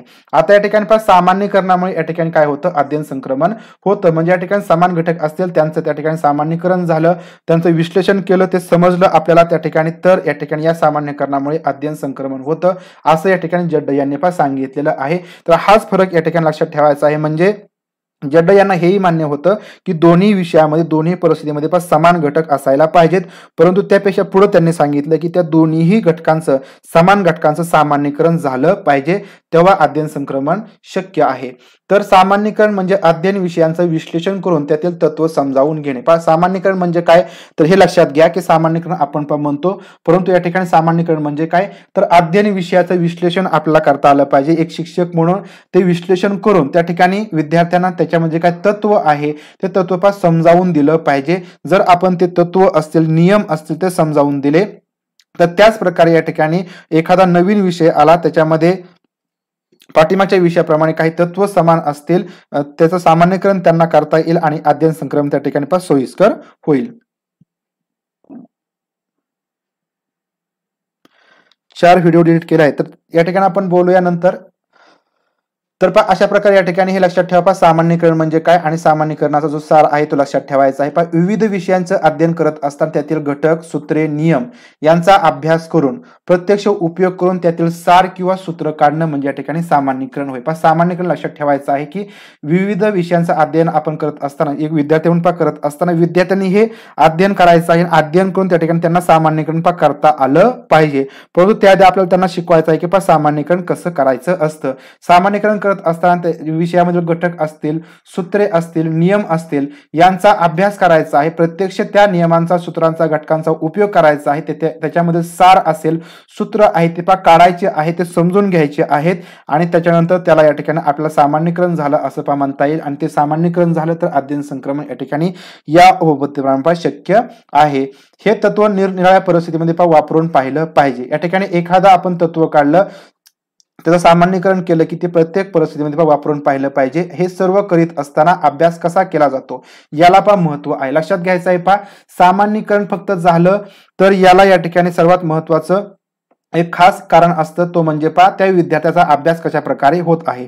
तर आपल्याला काही प्रश्नांची उत्तरे देता येत नाहीत. याचं एक कारण असं आपल्या पाठीमागं असतं की एक तर आपल्याला तो विषय समजलेला नसतो, त्या विषयाचं आपल्याला विश्लेषण करता येत नाही, एखादा नियम समजत नाही, त्याचं आपल्याला सामान्यीकरण करता येत नाही आणि त्याच्यामुळे आपला जो अभ्यास आहे तो व्यवस्थित होत नाही. म्हणजे या ठिकाणी सामान्यीकरण करायचं असेल तर त्या विषयाचा अभ्यास कसा केला जातो याला या ठिकाणी सर्वात महत्वाचं महत्व असतं. अभ्यास करताना विश्लेषण करणे, तत्व शोधून काढणे, सामान्यीकरण करणे आणि त्या तत्वाचं उपयोजन म्हणजे त्या ठिकाणी वापर करता आला पाहिजे.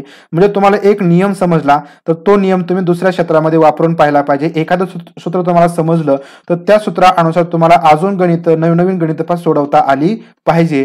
तर त्याला या ठिकाणी म्हणजे त्या तत्वाचं, नियमाचं उपयोजन करणं यावर या ठिकाणी भर असला पाहिजे. म्हणजेच या ठिकाणी अध्ययन संक्रमण होणार आहे. म्हणजे या ठिकाणी लक्षात ठेवायचं आहे की सामान्यीकरण उपपत्तीमुळे अध्ययन संक्रमण कधी शक्य होईल, तर जेव्हा तुम्ही अभ्यास करता त्यावेळेस अभ्यास करत असताना विश्लेषण केलं पाहिजे, त्याचे तत्व शोधून काढले पाहिजे, सामान्यीकरण झालं पाहिजे आणि त्या तत्वांचं उपयोजन करणं यावरती भर असला पाहिजे. तेव्हा तुमच्या या ठिकाणी अध्ययन संक्रमण होणार आहे किंवा विद्यार्थ्याचं अध्ययन संक्रमण होणार आहे. आता या ठिकाणी हे संक्रमण केवळ विषयाच्या व परिस्थितीच्या सारख्या स्वरूपावरती अवलंबून नसते, तर ते अभ्यासातून विकसित होणाऱ्या सामान्यीकरणामुळे सुद्धा या ठिकाणी घडतं. जे आपण या ठिकाणी पाहिलं, फक्त सारखे घटक असणं उपयुक्त नाही, तर त्या ठिकाणी अभ्यासामधून जे विकसित होणारे सामान्यीकरण आहे ते सुद्धा या ठिकाणी उपयोग आहे, महत्वाचं आहे. जेव्हा जो एका अध्ययन स्थितीचा नियम नीट समजावून घेतो, लक्षात घ्या, एखादा विद्यार्थी असेल तर जो एक अध्ययन स्थितीचा नियम असतील, सूत्र असेल, तो नीट समजावून घेतो, त्याचं सामान्यीकरण करतो, त्याला त्या नियमांचा उपयोग दुसऱ्या तशाच परिस्थितीमध्ये चांगला होत असतो, तेव्हा अध्ययन संक्रमण चांगल्या प्रकारे घडत असतं. तर हे या ठिकाणी एक महत्वाचं लक्षात ठेवायचं आहे की एका स्थितीचं नियम नीट समजावून तो घेत असेल, त्याचं सामान्यीकरण चांगल्या प्रकारे होतं, तेव्हा कोणत्याही परिस्थितीमध्ये त्याच नियमांचा उपयोग त्या ठिकाणी त्याला करता येत असेल, दुसऱ्या तशाच परिस्थितीमध्ये तो चांगला करतो आणि त्या ठिकाणी अध्ययन संक्रमण सुद्धा चांगल्या प्रकारचं होत असतं. आता उदाहरणार्थ आपल्या ठिकाणी सांगता येईल की सामान्यीकरणामध्ये की गणितामधील सूत्रे नुसती वापरून गणित करण्यापेक्षा, म्हणजे गणितामधील सूत्र आपण पाठ करतो आणि फक्त वापरतो, त्या ठिकाणी गणित आपण सोडवतो, आपला गणित सुटतात, परंतु त्यापेक्षा त्या ठिकाणी त्या सूत्रांचा वापर करायचा. म्हणजे काय करायचं, जे सूत्र दिलेलं आहे, समजा त्या ठिकाणी आपल्याला आयत सूत्र असेल किंवा क्षेत्रफळाचं एखादं सूत्र असेल आयत क्षेत्रफळाचं, तर त्याचा वापर आपण कुठे करायचा आहे. म्हणजे समजा या ठिकाणी आपल्याला आयताकृती जमीन असेल, त्याचं क्षेत्रफळ काढायचं आहे, गुंठेमधून आपण त्याची मोजणी करायची असते, तर अशा प्रकारे या ठिकाणी आपल्याला उपयोजन करता आलं पाहिजे. म्हणजे फक्त गणित सोडवण्यामध्ये त्याचा उपयोग करता आला नाही, त्याचं सामान्यीकरण करता आलं पाहिजे की याचा उपयोग आपण जमिनीची लांबी बुद्धी मोजून त्या ठिकाणी त्याचं क्षेत्रफळ काढू शकतो. तर याचा उपयोग आपण नेमका कुठे करायचा, नेमकं काय करायचं हे ज्यावेळेस त्याला सामान्यीकरण करून समजणार आहे त्यावेळेस त्याला या ठिकाणी गणित करणं योग्य होईल आणि त्याच्यापासून संक्रमण चांगल्या प्रकारे होणार आहे. तर परिघ वर्तुळाच्या त्रिज्येच्या 6 पट असतो. या ठिकाणी हे आपल्याला माहिती आहे गणितामध्ये की जो परिघ असतो तो वर्तुळाच्या त्रिज्येच्या 6 पट असतो. परंतु या नियमाचं सामान्यीकरण या ठिकाणी जे लोहार असतात ते बैलगाडीच्या धाव बसवत असताना सतत करत असतात. म्हणजे या ठिकाणी लक्षात घ्या की तुम्ही गणित विषय शिकला किंवा भूमिती विषय कुठे शिकला, शाळेमध्ये शिकला, परंतु त्याचं जे काही संक्रमण आहे ते कुठं झालं, तुमच्या दैनंदिन जीवनामध्ये झालं. ज्या ठिकाणी तुम्हाला एखाद्या बैलगाडी आहे बैलगाडीचे चाक असतं त्याला जे काही दावा वगैरे असतात त्या दावा बसवायच्या असतात. म्हणजे या ठिकाणी त्यांच्या फक्त एकच डोक्यात आहे, लोहाराचे एकच लक्षात आहे की परिघ हा वर्तुळाच्या त्रिज्येच्या 6 पट असतो. या ठिकाणी त्याला परिघ काढायचा आहे, परिघ काढून त्याला याला 10 बरोबर बसवायचे आहे, ते बरोबर अचूक बसवायचे आहे. यासाठी त्याला या ठिकाणी या जे सूत्र आहे या सूत्राचं सामान्यीकरण करावं लागलं. सामान्यीकरण करून त्यानंतर त्याच्या लक्षात आलं की या ठिकाणी जर आपल्याला ही जी धाव आहे ती व्यवस्थित अचूक बसवायची असेल, फिट्ट बसवायची असेल तर यासाठी आपल्याला परिघ काढावा लागेल, परिघ माहिती करून घ्यावा लागेल आणि त्यासाठी त्याने या सूत्राचं सामान्यीकरण केलं. म्हणजेच या ठिकाणी काय झालं तर त्याने जे काही कौशल्य शिकले, शाळेमध्ये जे काही कौशल्य शिकली त्याचं त्यांनी सामान्यीकरण केलं आणि सामान्यीकरण करून त्याचं उपयोजन सुद्धा केलं. तर त्याला या ठिकाणी आपल्याला काय म्हणता येईल सामान्यीकरण उपपत्ती असं म्हणता येईल. तर अशा प्रकारे सामान्यीकरण उपपत्ती तुम्हाला चांगल्या प्रकारे समजली असेल. सामान्यीकरण उपपत्ती म्हणजे या ठिकाणी कोणतीही माहिती असेल त्या माहितीच्या ठिकाणी आधी सामान्यीकरण करायचं आणि नंतर त्याचं चांगल्या प्रकारे अध्ययन संक्रमण होईल. तर ही जड यांची उपपत्ती आपण पाहिली. पुढची उपपत्ती आहे चौथी, सहेतुक व ध्येयनिष्ठ उपपत्ती. ही बॅगले यांनी मानलेली आहे. लक्षात ठेवायचं सहेतुक आणि ध्येयनिष्ठ उपपत्ती कोणाची तर बॅगले. आता या ठिकाणी क्रमाक्रमाने प्रत्येक उपपत्तीकारांनी या ठिकाणी याच्यामध्ये काहीतरी बदल केले आहेत, परंतु प्रत्येक उपपत्ती एकमेकांवरती डिपेंड असले आपल्याला पाहायला मिळते. तर सामान्यीकरण उपपत्ती असली तरी त्यामागे हेतू आवश्यक असतो.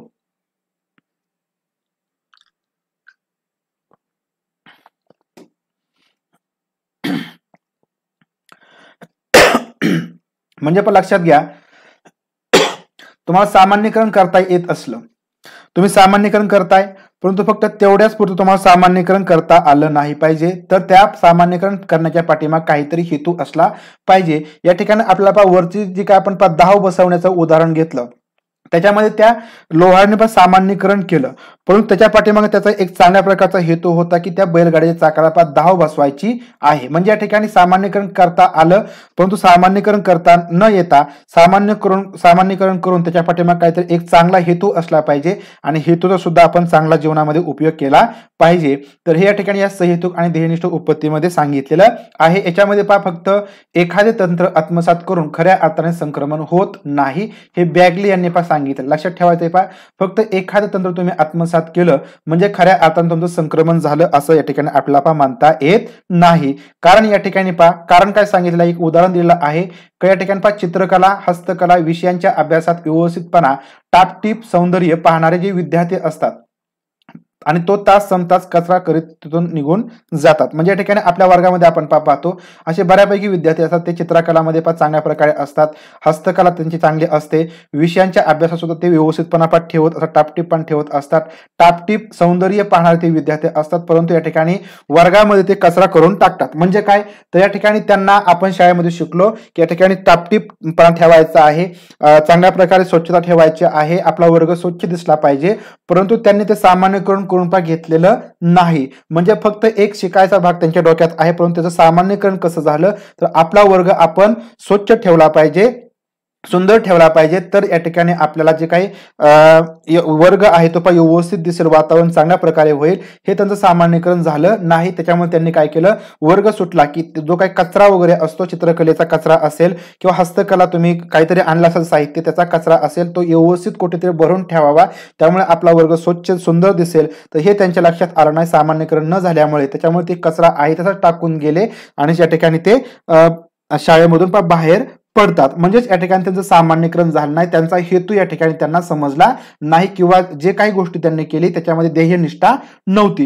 म्हणजे ध्येयनिष्ठा असणं म्हणजे काय तर तुम्ही या ठिकाणी एक शिकता की आपला वर्ग स्वच्छ असला पाहिजे, आपली शाळा स्वच्छ असली पाहिजे, परंतु त्या पाठीमागे तुम्हाला त्या गोष्टी स्वच्छ करण्यामध्ये तुम्ही कचरा उचलणं असेल किंवा या ठिकाणी जर कुठे कागद पडला असेल तर कागद तुम्ही उचलला पाहिजे, म्हणजे ही तुमची एक ध्येयनिष्ठा असली पाहिजे, एक चांगला हेतू तुमचा त्या कृती पाठीमागे असला पाहिजे, त्यावेळेस या ठिकाणी तुमचं जे संक्रमण आहे ते चांगल्या प्रकारे होईल असं या ठिकाणी बॅगले यांचं मत आहे. आणि या उदाहरणावरून या निरीक्षणानंतर म्हणजे असे बरेच त्यांनी निरीक्षण केल्यानंतर बॅगले यांचं एक मत असं झालं की सामान्यीकरण होतं हे बरोबर आहे, सामान्यीकरण होतं हे बरोबर आहे. आपला जड यांनी सुद्धा सांगितलं सामान्यीकरण होतं, सामान्यीकरणाने पण चांगल्या प्रकारे अध्ययन संक्रमण होतं. हे जरी बरोबर असलं तरी सुद्धा त्याचं संक्रमण होण्यासाठी त्या विषयातील एखादी कृती ही सहेतुक ध्येयनिष्ठ उद्दिष्ट समोर ठेवून कराव्यास सांगितली तर ती अधिक परिणामकारक होते आणि तिचं संक्रमण मूल्य या ठिकाणी वाढतं, म्हणजे जास्तीत जास्त प्रमाणामध्ये संक्रमण मूल्य वाढत असतं किंवा संक्रमण होत असतं. म्हणजे फक्त तुमचं सामान्यीकरण होणं महत्वाचं नाही, तुम्हाला एखादी गोष्ट चांगल्या प्रकारे समजली तर त्या ठिकाणी तुमचं अध्ययन संक्रमण होईल, परंतु ते महत्वाचं नसून त्या पाठीमागे त्या कृतीच्या पाठीमागे एक सहेतुक ध्येयनिष्ठा असली पाहिजे, एक उद्दिष्ट समोर ठेवून ती गोष्ट तुम्ही केली पाहिजे, त्यावेळेस ती अधिक परिणामकारक होणार आहे, अधिक चांगल्या प्रकारे होणार आहे आणि तिचं संक्रमण मूल्य सुद्धा या ठिकाणी वाढणार आहे. तर हे या ठिकाणी लक्षात ठेवायचं आहे की एखादी कृती सहेतुक ध्येयनिष्ठ उद्दिष्ट समोर ठेवून करायला सांगितली तर ती अधिक परिणामकारक होते, तिचे संक्रमण मूल्य वाढते. तर ही उत्पत्ती या ठिकाणी बॅगली यांची पण आहे हे लक्षात ठेवायचं. त्यानंतर आपण अनेक विचार तत्वे यांचा अंगीकार करतो. आपण आपल्या शाळेमध्ये असताना मोठमोठे जे काही महान व्यक्ती होऊन गेले त्यांचा विचार असतील किंवा त्यांची तत्वे असतील यांचा अंगीकार करतो, म्हणजे त्या ठिकाणी आपण ठरवतो की आपण या व्यक्तीप्रमाणे वागायचं, परंतु आपण प्रत्यक्षात तसं वागत नाही. ते विचार असतील ते तत्वे असेल आपल्याला पटत पण असतात, त्यांचा अंगीकार करताना आपली जी ध्येयनिष्ठा असते किंवा आपला जो हेतू असतो तो किती प्रखर आणि प्रामाणिक आहे यावरती ते संक्रमण अवलंबून असतं. म्हणजे या ठिकाणी त्या महान व्यक्तींचे जे विचार आहे जी तत्वे आहेत त्यांचा आपण अंगीकार करण्याचा ठरवतो, परंतु त्याच्या पाठीमागे एक कुठला तरी हेतू असला पाहिजे, ध्येयनिष्ठा असली पाहिजे, तर आपण त्या ठिकाणी प्रामाणिकपणे स्वीकारले तरच त्याचं जे संक्रमण आहे ते आपल्यामध्ये चांगल्या प्रकारे होणार आहे आणि आपण त्या ठिकाणी आपल्या जीवनामध्ये वागत असताना सुद्धा त्याच महान व्यक्तींच्या विचाराने त्या तत्वांच्या त्या ठिकाणी वागतो. परंतु अशा प्रकारे आपण बरेच व्यक्ती पाहतो की त्यांचे जे विचार आहे जे तत्वे आहेत तर ते त्याप्रमाणे करण्याचा असतो, परंतु आपल्या प्रत्यक्षात जीवनामध्ये ते तसे वागत नाहीत, म्हणजे त्यांचं जे संक्रमण आहे ते त्या ठिकाणी सामान्यीकरण उत्पत्तीप्रमाणे तर होतं, परंतु त्या ठिकाणी ध्येयनिष्ठ किंवा या ठिकाणी आपल्याला म्हणतील की हेतुपूर्वक होत नाही. विचार व दृष्टिकोन संकुचित नसतील तर माणसाला नवीन विचार हे सहेतुकपणे आत्मसात करता येणं या ठिकाणी शक्य होतं. जे नवीन विचार असतील ते सहेतुकपणे आत्मसात करणं या ठिकाणी शक्य कधी होतं तर तुमचा विचार आणि दृष्टिकोन या ठिकाणी संकुचित नसला पाहिजे आणि त्यावेळेस तुमचं अध्ययन संक्रमण सुद्धा हे खूप मोठ्या प्रमाणात चांगल्या प्रकारे होत असतं. विशिष्ट दृष्टिकोन व ध्येयनिष्ठा यातून अध्ययन संक्रमण होत असतं.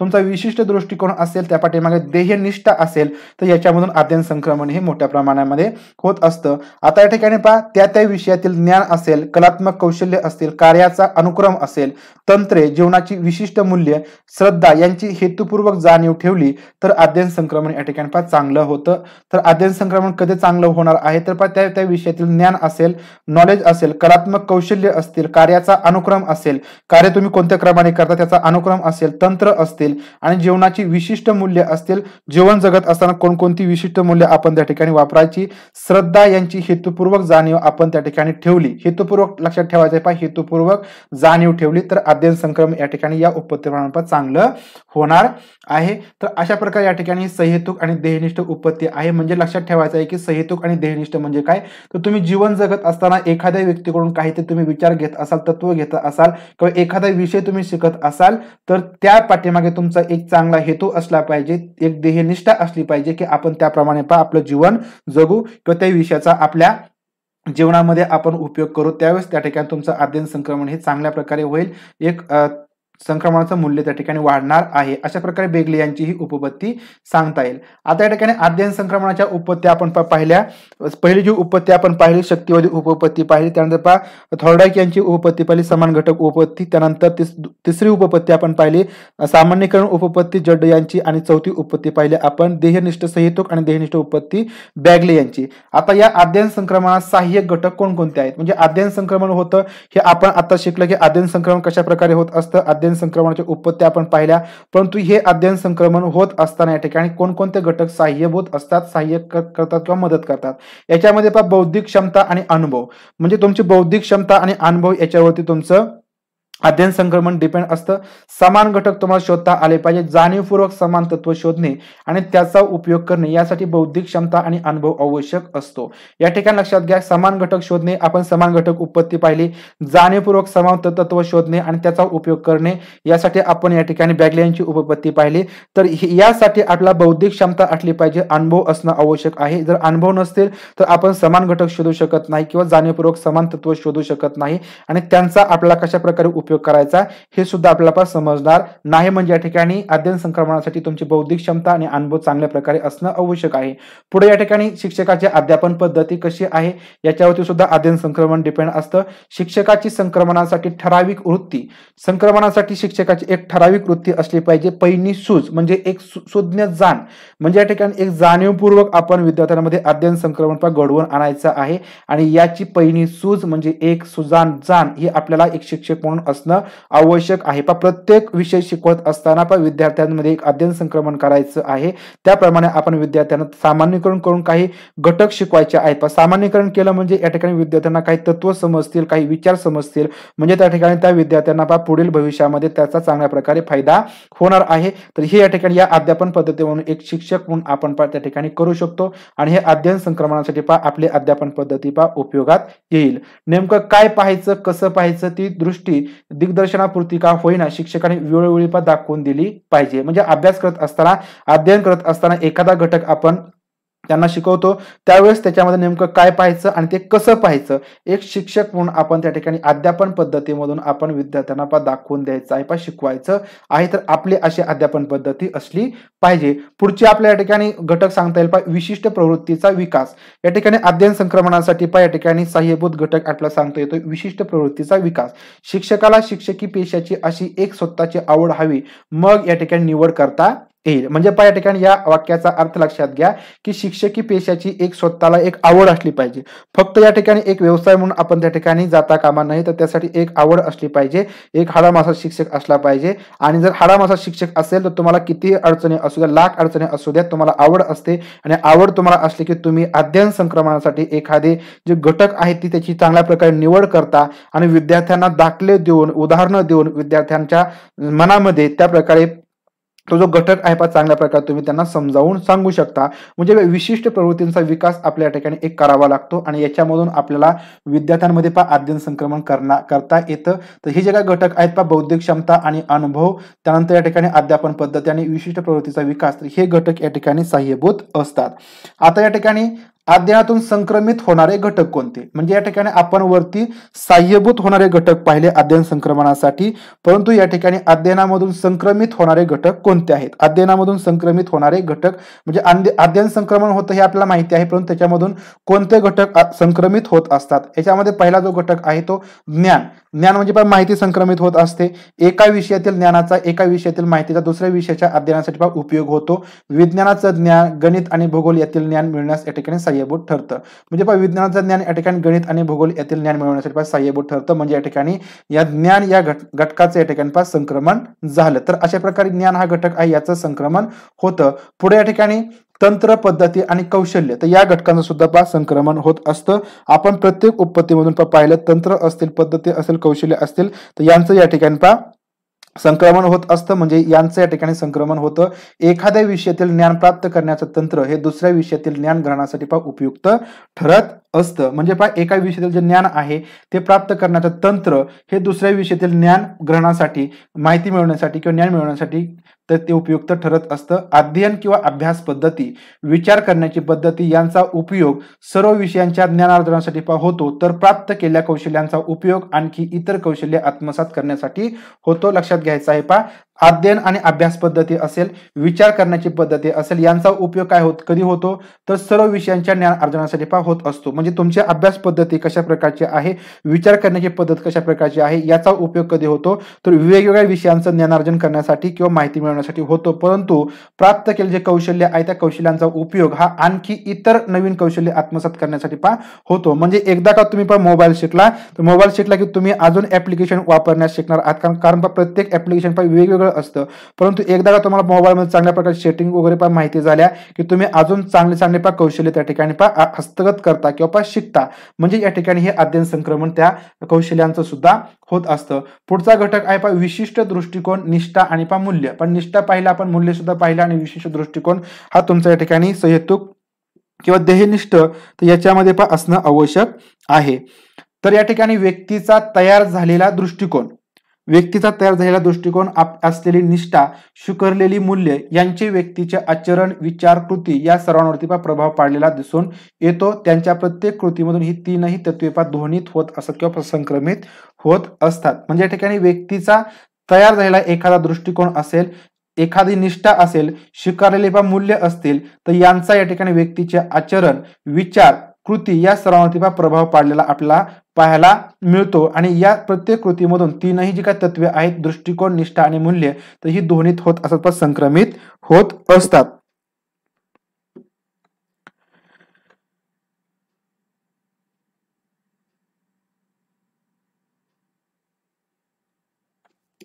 ठीक आहे. तुम्ही या ठिकाणी मला वाटतं लेक्चरसाठी आला नाही, दुसरे तुमचे प्रॉब्लेम सांगायला आलाय.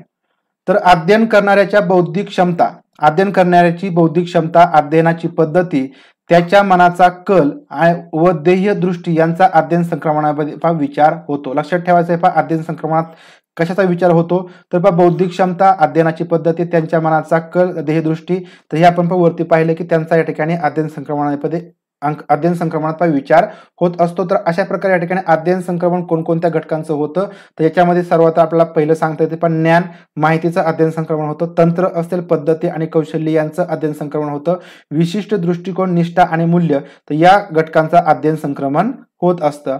आता या ठिकाणी अध्ययन संक्रमणाचं पण महत्व काय आहे. अध्ययन संक्रमण आपण पाहिलं, उपपत्त्या पाहिल्या, त्याचं या ठिकाणी अध्ययन संक्रमणाचं आपल्या शैक्षणिक जीवनामध्ये काय महत्व आहे. तर अध्ययन संक्रमणामुळे विद्यार्थ्यांचा सर्वांगीण विकास साधता येतो. जे अध्ययन संक्रमण आहे तर ते आपल्याला एकदा का समजलं कशा प्रकारे करायचं, तर त्या अध्ययन संक्रमणामधून आपण विद्यार्थ्यांचा सर्वांगीण विकास करू शकतो, तो साधता येतो. शाळेतील अनुभव, ज्ञान, संस्कार विद्यार्थ्यांच्या भावी जीवनात संक्रमित झाले पाहिजेत. फक्त या ठिकाणी शालेय जीवनामध्ये फक्त काही गोष्टी विद्यार्थी शिकला नाही पाहिजे, तर प्रत्येक विद्यार्थी त्याच्या भावी जीवनामध्ये त्या अनुभवातून, ज्ञानातून, संस्कारातून त्या ठिकाणी भावी जीवन त्या प्रकारे जगला पाहिजे. तर याला या ठिकाणी अध्ययन संक्रमण जे शैक्षणिक महत्व आहे ते अशा प्रकारे आपल्याला सांगता येईल.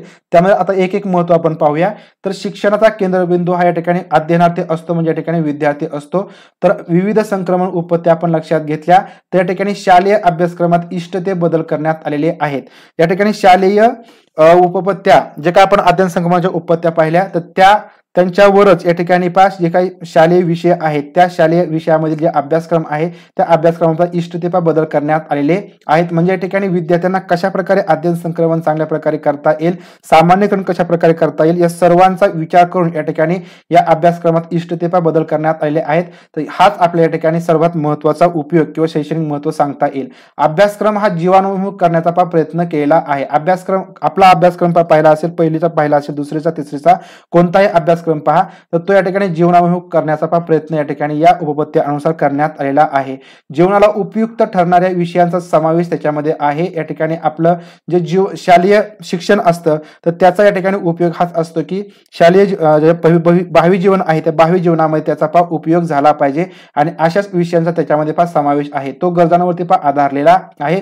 जशी गरज असेल, जसे विद्यार्थ्यांच्या गरजा असेल त्याप्रमाणे अभ्यासक्रम तयार केला जातो. त्याप्रमाणे अध्यापन पद्धतीमध्ये सुद्धा आमूलाग्र बदल होत आहेत. म्हणजे या ठिकाणी फक्त अभ्यासक्रमामध्ये बदल करून चालत नाही, तर आपली अध्यापन पद्धती आहेत त्याच्यामध्ये सुद्धा बदल करावे लागतात.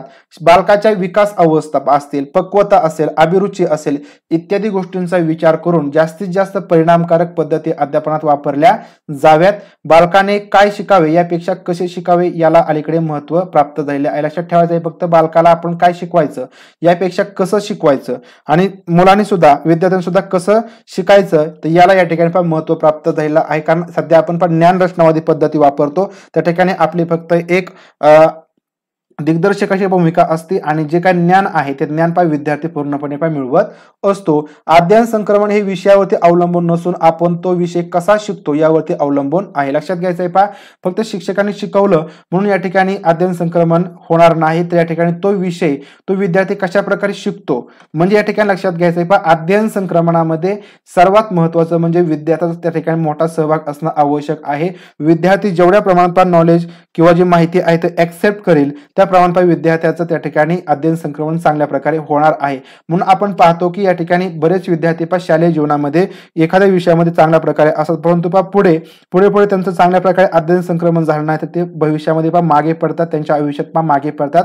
म्हणजे आपल्याला म्हणता येतं की त्यांचं अध्ययन संक्रमण चांगलं झालेलं नाही. परंतु काही विद्यार्थी पाठीमागे असतात, विषयाच्या बाबतीमध्ये त्यांना कमी मार्क्स वगैरे मिळतात, परंतु त्यांचं अध्ययन संक्रमण चांगलं झालं म्हणजे त्यांनी तो विषय चांगल्या प्रकारे घेतलेला असतो. आपल्या जीवनामध्ये विषयाचा काय उपयोग होऊ शकतो, तर जर असं त्यांनी त्या ठिकाणी अध्ययन संक्रमण करून घेतलं किंवा विषय समजून घेतला तर भविष्यामध्ये ते चांगल्या प्रकारे जीवन जगू शकतात. म्हणजे या ठिकाणी लक्षात घ्यायचं आहे की आपलं जे अध्ययन संक्रमण आहे ते आपलं भावी जीवन कशा प्रकारे जगायचं हे शिकवतात. शिक्षण विद्यार्थी आणि समाज केंद्रित या ठिकाणी होत असून हे बदल घेऊन शिक्षकांनी आचरण करायचं आहे, शालेय वातावरण निर्मिती करायची आहे. तर हे सर्व ज्या काही गोष्टी आहेत त्या आपल्या ठिकाणी हे अध्ययन संक्रमण शिकवतं.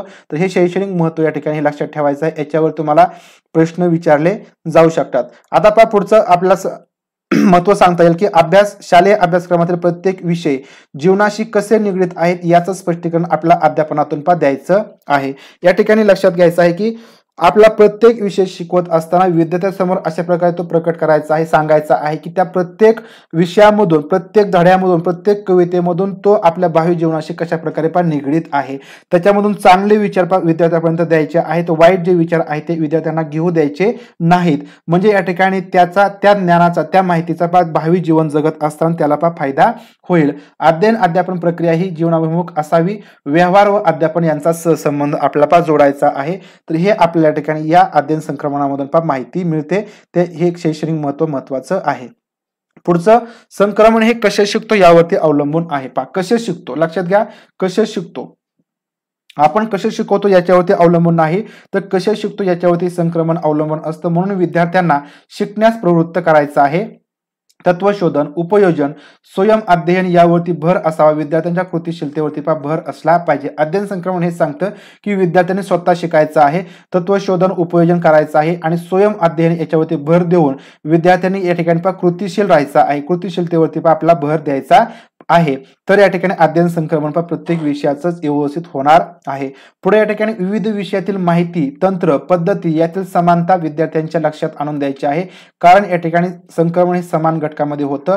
आपण समान घटक उत्पत्ती पाहिली, कारण प्रत्येक विषयामध्ये, तंत्रामध्ये जे काही समान घटक आहेत ते आपण या ठिकाणी त्यांना समजून सांगायचे, त्यांच्या लक्षात आणून द्यायचे आहेत. या ठिकाणी मी पहिलं सांगितलं, एक शिक्षकाची जी भूमिका असते ती काय असते, दिग्दर्शकाची असते. त्या ठिकाणी शिक्षक फक्त विद्यार्थ्यांना काही गोष्टी शिकवायच्यात असं आपण त्या ठिकाणी करायचं नाही.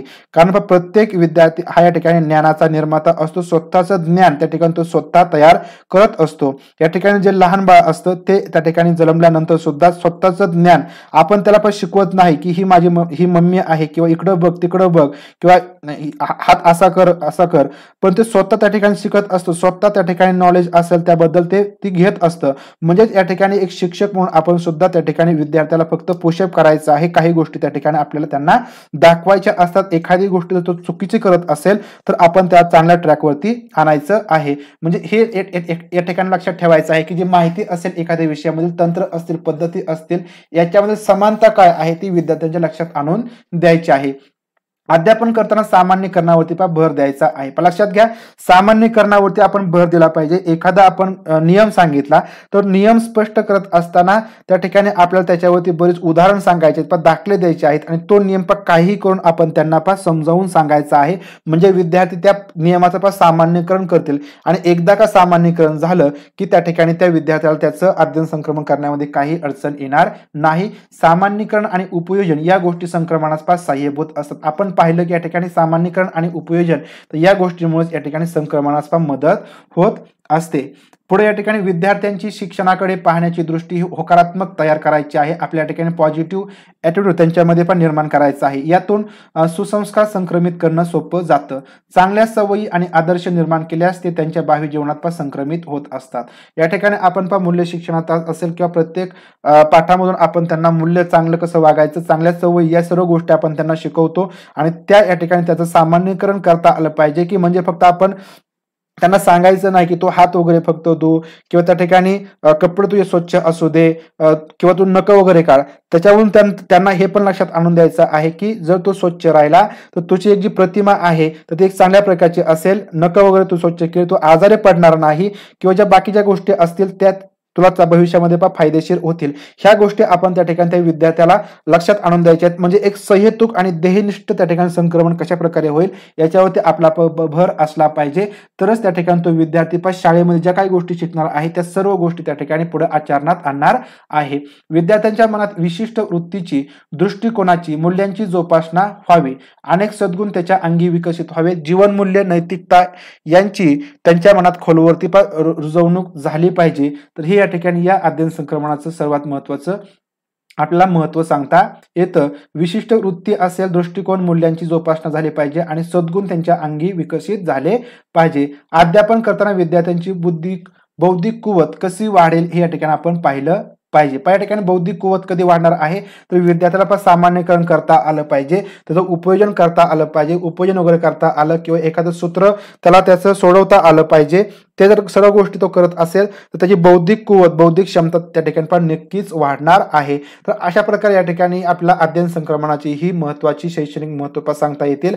आपण आपल्या भावी जीवनामध्ये सुद्धा या संक्रमणाचा काही शैक्षणिक महत्वाचा या ठिकाणी उपयोग करत असतो किंवा या ठिकाणी आपण शाळेमध्ये गेल्यानंतर विद्यार्थ्यांसमोर आपण अशा प्रकारे या ठिकाणी आपलं जे नॉलेज आहे द्यायचं आहे की त्याचा विद्यार्थ्याला भावी जीवनामध्ये फायदा झाला पाहिजे. फक्त आपण नॉलेज देऊन मोकळं व्हायचं नाही, त्या ठिकाणी सामान्यीकरण कसं करता आलं पाहिजे किंवा उपयोजन कशा प्रकारे करायचं या गोष्टी सुद्धा आपण शिकवायच्या आहेत. तर अशा प्रकारे या ठिकाणी अध्ययन संक्रमण, त्यानंतर अध्ययन संक्रमणाचे प्रकार, त्याच्या व्याख्या असतील, उदाहरणं असतील, अध्ययन संक्रमणाच्या उपपत्त्या, तर या सर्वांबद्दल माहिती आपण या ठिकाणी पाहिली जी तुम्हाला समजली असेल. आता या ठिकाणी याच्यावरती आपण काही थोडेसे प्रश्न घेतलेले आहेत तर जे तुम्हाला थोडेसे माहिती असतील तर त्या ठिकाणी आपण प्रश्न या ठिकाणी घेऊया. आपण नंतर सुद्धा याच्यावरती बरेच प्रश्न काढून पण तुमच्या समोर देणार आहे. तर आता या ठिकाणी सगळा घटक तुम्हाला समजला असेल तर प्रश्नाचे उत्तर तुम्हाला द्यायला काही अडचण येणार नाही.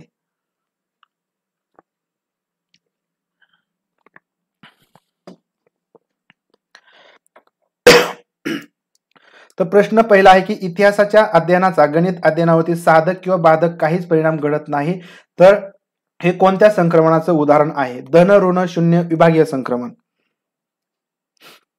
अगदी बरोबर. या ठिकाणी साधक, बाधक म्हणजे या ठिकाणी अनुकूल किंवा प्रतिकूल कशाच स्वरूपाचा परिणाम होत नसेल तर हे या ठिकाणी शून्य संक्रमणाचं उदाहरण आहे. पर्याय क्रमांक सी. प्रश्न पुढचा आहे दुसरा प्रश्न. समान अंश उपपत्तीपासून समान घटक उत्पत्ती हे नामकरण टिंबटिंब यांनी केले. समान अंश उपपत्तीपासून समान घटक उत्पत्ती हे नामकरण खालीलपैकी कोणी केले? प्रश्न क्रमांक दुसरा.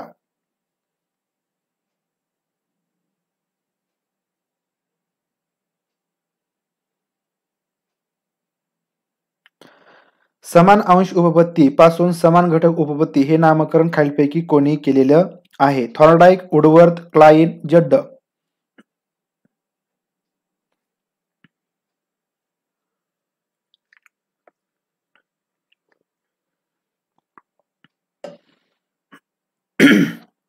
तर या ठिकाणी सुद्धा बरेच जण चुकत आहेत.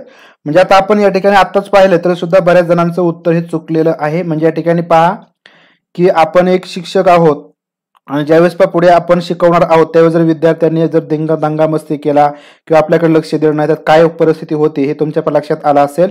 तर या ठिकाणी लक्षात घ्या बऱ्याच जणांचं उत्तर ए आहे. थॉर्नडाईक हे उत्तर आहे. आता या ठिकाणी लक्षात घ्या, तुम्ही बघितलं असेल सगळी माहिती तुमच्या समोर पण मी दिलेली आहे तरी सुद्धा तुमचं जर उत्तर चुकत असेल तर या ठिकाणी तुम्ही थोडंसं लक्षात घ्या, तुम्ही थोडासा विचार करा.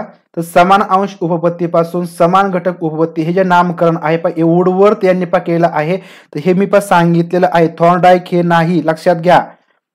थॉर्नडाईक नाही तर या ठिकाणी तुम्हाला मी सांगतो की समान अंश उपपत्ती ही जी मांडलेली होती ती थॉर्नडाईक यांनी मांडलेली आहे, परंतु थॉर्नडाईक यांचा सहकारी होता वुडवर्थ यांनी काय केलं, अंश या घटकामध्ये थोडासा बदल केला आणि अंश ऐवजी घटक हा शब्द वापरला आणि समान घटक उपपत्ती असं त्या ठिकाणी या उपपत्तीचं नामकरण केलं. तर हे केलं वुडवर्थ यांनी, हे लक्षात घ्या. पर्याय क्रमांक बी. प्रश्न पुढचा आहे अध्ययन संक्रमणाची सामान्यीकरण उपपत्ती कोणी विकसित केली? अध्ययन संक्रमणाची सामान्यीकरण उपपत्ती खालीलपैकी कोणी विकसित केली? जड्ड, थॉर्नडाईक, गोपालस्वामी, वुडवर्थ. प्रश्न क्रमांक 3. अध्ययन संक्रमणाची सामान्यीकरण उपपत्ती खालीलपैकी कोणी विकसित केली?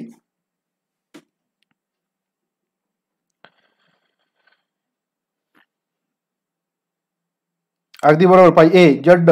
पर्याय क्रमांक ए जड्ड. अध्ययन संक्रमणाची सामान्यीकरण उपपत्ती जड्ड यांची आहे, लक्षात ठेवायचं आहे. प्रश्न पुढचा आहे ऋण संक्रमणात एका परिस्थितीत अध्ययन केलेल्या परिस्थितीचा दुसऱ्या परिस्थितीत करावयाच्या अध्ययनावरती टिंबटिंब परिणाम होत असतो. ऋण संक्रमण आहे, तर ऋण संक्रमणामधील एका परिस्थितीतील अध्ययन केलेल्या परिस्थितीचा दुसऱ्या परिस्थितीत करावयाच्या अध्ययनावरती कोणता परिणाम होतो? साधक, विपरीत, अनुकूल, कोणताही नाही. प्रश्न क्रमांक 4. ऋण संक्रमणात एका परिस्थितीमधील अध्ययनाचा किंवा एका परिस्थितीमध्ये केलेल्या अध्ययनाचा दुसऱ्या परिस्थितीतील करावयाच्या अध्ययनावरती कोणत्या प्रकारचा परिणाम होत असतो?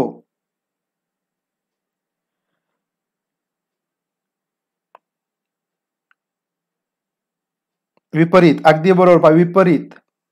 विपरीत किंवा याला दुसरा शब्द आहे प्रतिकूल. प्रतिकूल किंवा अजून दुसरा शब्द आहे बाधक. तुम्हाला कोणत्याही शब्दावरती प्रश्न विचारला जाईल, फिरवून शब्द विचारला जाईल किंवा फिरवून प्रश्न विचारला जाईल, त्यावेळेस लक्षात ठेवायचं विपरीत, प्रतिकूल किंवा बाधक. तर हे ऋण संक्रमण आहे. साधक, अनुकूल किंवा या ठिकाणी आपल्याला म्हणता येईल चांगला परिणाम, तर या ठिकाणी धन संक्रमण. प्रश्न पुढचा आहे संस्कृत विषयाचा अभ्यास मराठीच्या अभ्यासास पूरक ठरतो, हे कोणते संक्रमण आहे? संस्कृत विषयाचा अभ्यास मराठीच्या अभ्यासास पूरक ठरतो, चांगला ठरतो, हे कोणत्या संक्रमणाचं उदाहरण आहे?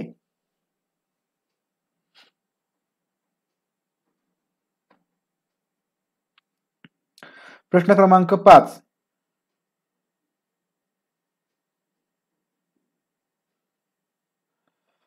संस्कृत विषयाचा अभ्यास मराठीच्या अभ्यासास पूरक ठरतो, हे कोणतं संक्रमण आहे? प्रश्न क्रमांक 5 धन संक्रमण आहे पर्याय क्रमांक ए हे धन संक्रमण आहे, लक्षात ठेवायचं पूरक असेल, साधक असेल, अनुकूल असेल, धन संक्रमण शब्द लक्षात ठेवा फक्त. प्रश्न पुढचा आहे भूमिती चांगली असल्यावरती त्या विद्यार्थ्याला चित्रकलेतील रेखाकृती व नक्षीकाम अधिक छान जमते. या उदाहरणातून कोणत्या संक्रमणाचा बोध होतो? कोणतं संक्रमण झालेलं आहे आपल्याला समजतं. भूमिती चांगली असल्यावरती त्या विद्यार्थ्याला चित्रकलेतील रेखाकृती व नक्षीकाम हे अधिक छान जमतं.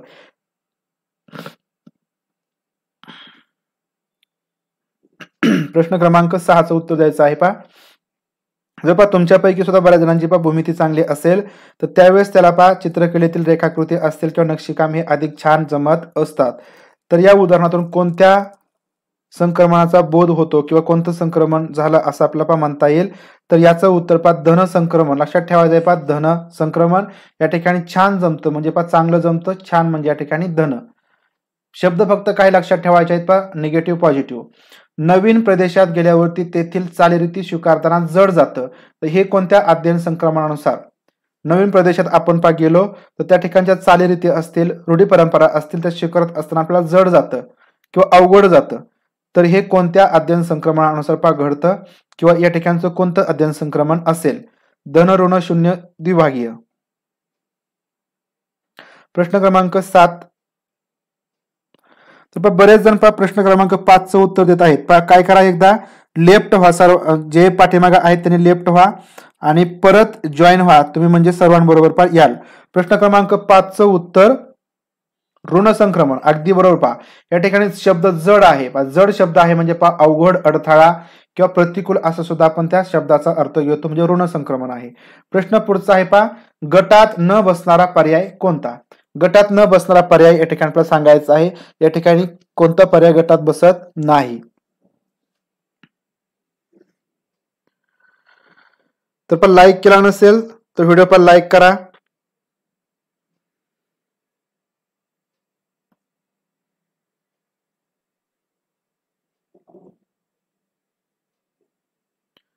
प्रश्न क्रमांक 8, गटात न बसणारा पर्याय कोणता? पोशाखात खूप लक्षणीय बदल केल्यास गैरसोयीचे वाटते. एखादे वाहन चांगले चालवित येत असल्यास त्याच प्रकारचं दुसरं वाहन सहज शिकता येतं. एखादे वाद्य वाजविता येत असल्यास दुसरे त्याच प्रकारचं वाद्य शिकणे सोपे जाते. ज्ञात असलेल्या भाषेशी साम्य असणारी भाषा शिकणे सुलभ जाते. प्रश्न क्रमांक 8चं उत्तर अगदी बरोबर. तर पोशाखात खूप लक्षणीय बदल केल्यास गैरसोयीचं वाटतं, अडथळ्याचं वाटतं. या ठिकाणी निगेटिव्ह म्हणजे या ठिकाणी ऋण संक्रमण आहे. बाकीचे या ठिकाणी सहज शिकता येतं किंवा ठिकाणी त्याच प्रकारचं वाद्य शिकणं सोपं जातं किंवा शिकणं सुलभ जातं. या ठिकाणी पॉझिटिव्ह म्हणजे या ठिकाणी धन संक्रमणाची ही उदाहरणं आहेत. पर्याय क्रमांक ए तुमचं अगदी बरोबर उत्तर येणार आहे. प्रश्न पुढचा आहे पहा, सैन्य दलातील शिस्तीचे बाळकडू मिळालेली व्यक्ती दैनंदिन व्यवहारातही त्याच शिस्तीने वागते. हे कोणत्या अध्ययन संक्रमणाचं उदाहरण आहे? अध्ययन संक्रमणामध्ये एक तर तुम्हाला उपपत्त्यांच्या जोड्या विचारल्या जातात, त्याच्यामध्ये जे काही महत्वाची तत्वे आहेत ती विचारली जातात किंवा या ठिकाणी धनसंक्रमण ऋण संक्रमण यांच्या व्याख्या असतील आणि उदाहरणं असतील. उदाहरणावरती प्रश्न तुम्हाला विचारले जातात. अध्ययन संक्रमणामध्ये यापेक्षा दुसरं काही विचारलं जात नाही. तर सैन्य दलातील शिस्तीचे बाळकडून मिळालेली व्यक्ती दैनंदिन व्यवहारात सुद्धा त्याच शिस्तीने वागते. हे अध्ययन संक्रमणाचं कोणत्या अध्ययन संक्रमणाचं उदाहरण आहे? धन ऋण शून्य द्विभागीय.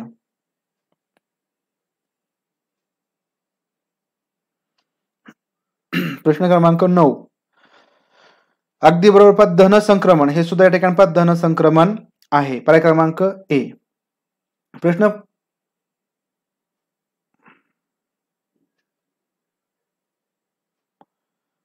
पुढचा आहे. या ठिकाणी अध्ययनार्थ्यांच्या 2 गटांना प्रश्न समजून घ्या. प्रश्न क्रमांक 10 अध्ययनार्थ्यांच्या 2 गटांना भांड्याच्या तळाशी असलेल्या नाण्याचा वेध घेण्यास सांगितले असता एका गटाने अचूक वेध घेतला. याचं योग्य कारण कोणतं? या ठिकाणी अध्ययनार्थीची विद्यार्थ्यांचे 2 गट आहेत. या ठिकाणी आपण म्हणूया ए गट आणि या ठिकाणी हा बी गट आहे. तर काय केलं आहे, ए गट आणि बी गट असे 2 गट आहेत. तर त्यांना या ठिकाणी भांड्याच्या तळाशी असलेल्या नाण्याचा वेध घ्यायला सांगितलेला आहे. या ठिकाणी भांड आहे, याच्यामध्ये एक नाणं आहे म्हणजे आपण म्हणूया कॉईन आहे, याच्यामध्ये पाणी आहे. तर या गटांना काय केलं आहे की सांगितलेलं आहे की या भांड्यामध्ये हे नाणं आहे, याचा वेध घे. म्हणजे बाणाने ते जे नाणं आहे त्या ठिकाणी आपल्याला उडवायचं आहे किंवा या ठिकाणी बंदुकीने आपण उडवायचं आहे, आपण असं म्हणूया. त्याच्यावरती नियम साधायचा आहे. तर या ठिकाणी याचं कारण खालीलपैकी कोणतं? तर पहिलं एक कारण दिलेलं आहे की 2 गटांपैकी एका गटाला प्रकाशाच्या त्याच्यापैकी हा पुढचं या ठिकाणी राहिलं की घेण्यास सांगितले असता एका गटाने अचूक वेध घेतला. एका गटाने काय घेतला अचूक वेध घेतला. म्हणजे या ठिकाणी 2 गटांना सांगितलं की अचूक वेध घे. तर यापैकी आपण म्हणूया हा जो ए गट आहे त्याने या ठिकाणी या नाण्याचा अचूक असा वेध घेतला आणि या बी गटाला हा अचूक वेध घेता आला नाही. तर त्यांच्या या ठिकाणी जो बाण वगैरे असेल तो वरूनच या ठिकाणी गेला, तो त्या नाण्यापर्यंत पोहोचला नाही. तर याचं योग्य कारण कोणतं? तर कारण दिलंय 2 गटांपैकी एका गटाला प्रकाशाच्या वक्रीभवनाचा नियम व त्याचा पाण्याखाली असलेल्या नाण्यावर होणारा परिणाम समजावून सांगण्यात आला आणि दुसऱ्या गटास परिस्थितीचे विश्लेषण करून त्यामधील वरील तत्व समजावून सांगितलं नाही. म्हणजे एका गटाला या ठिकाणी नियम साधता आला आणि दुसऱ्या गटाला या ठिकाणी नियम साधता आला नाही. म्हणजे आपण म्हणूया ए गटाला या ठिकाणी हे कारण आणि बी गटाला या ठिकाणी हे कारण थोडक्यात आपण सांगितलेलं असेल. तर आता या ठिकाणी आपल्याला पर्याय सांगायचा आहे. या ठिकाणी बऱ्याच जणांची उत्तरं या ठिकाणी चुकलेली आहेत. तुम्ही घाई करता आणि घाई केलं की या ठिकाणी तुम्हाला महागात पडणार आहे. या ठिकाणी मी तुम्हाला सांगतो कोणताही प्रश्न सोडवत असताना घाई करू नका. व्यवस्थित प्रश्न समजून घ्या. मी प्रश्न तुम्हाला समजून सांगतोय, तुमची उत्तर या ठिकाणी तयार आहेत. घाई करण्याचं काहीच कारण नाही. या ठिकाणी सामान्यीकरणाच्या उपपत्ती अनुसार जड्ड यांची जी सामान्यीकरण उपपत्ती आहे त्या उपपत्ती अनुसार हा प्रश्न आहे. तर याच्यामध्ये काय आहे की या ठिकाणी अध्ययनार्थीचे 2 गट आहेत. तर भांड्याच्या तळाशी असलेल्या नाण्याचा वेध घ्यायला सांगितलेला आहे. तर आता या ठिकाणी जेव्हा एका गटाला समजा ए हा गट आहे त्यावेळेस या ठिकाणी 2 गटांपैकी एका गटाला प्रकाशाच्या वक्रीभवनाचा नियम सांगितला. आपल्या ठिकाणी विज्ञानामधील हा वक्रीभवनाचा नियम माहिती आहे की या ठिकाणी जर पाणी असेल तर जे नाणं आहे थोडंसं वर उचलल्यासारखं आपल्याला दिसतं. म्हणजे या ठिकाणी या गटाला सांगितलेलं की या ठिकाणी जे वक्रीभवनाचा नियम आहे तो समजून सांगितलेला आहे की पाण्यामध्ये काय कोणती एखादी वस्तू असेल तर त्यावेळेस काय होणार आहे, ते नाणं तुला वरती उचललेलं दिसणार आहे आणि त्या खाली या ठिकाणी पाण्याखाली असलेल्या नाण्यावरती त्याचा कोणता परिणाम होतो हे सुद्धा समजून सांगितलं. म्हणजे या ठिकाणी जे किरण असतात त्या किरणांमुळे या ठिकाणी पाण्याखालचे जे नाणं आहे त्या ठिकाणी थोडं वरती उचललेलं असतं.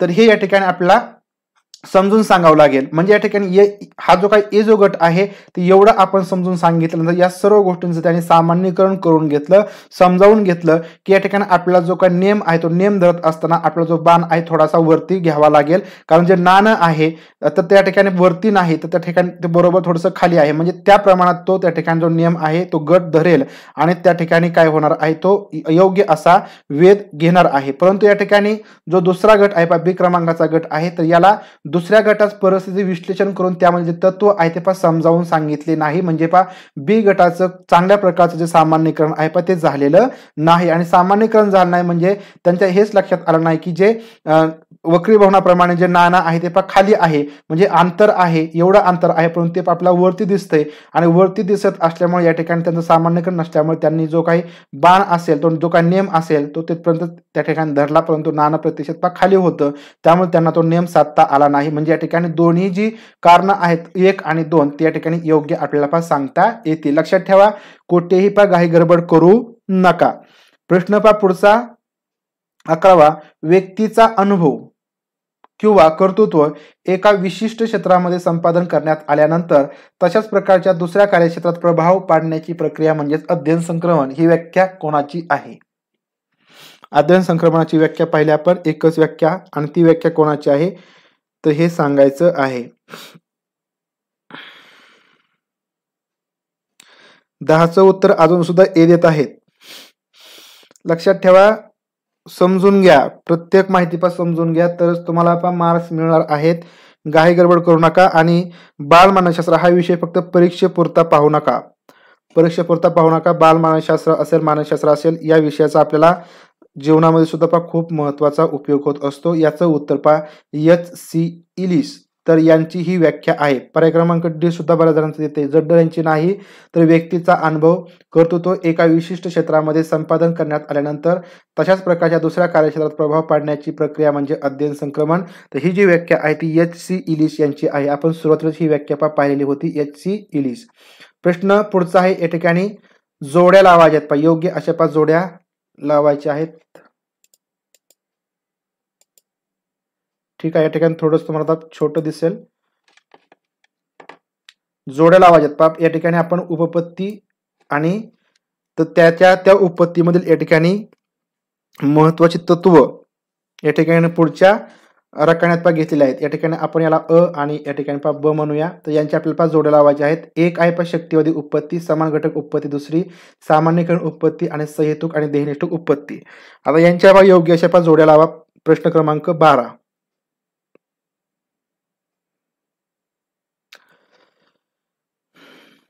तर थोडंसं या ठिकाणी 1 ते 2 प्रश्न फक्त राहिलेत.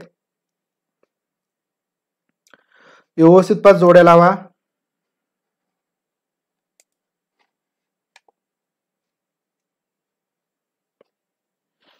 सगळ्यांना जोड्या दिसत असतील. ABCD.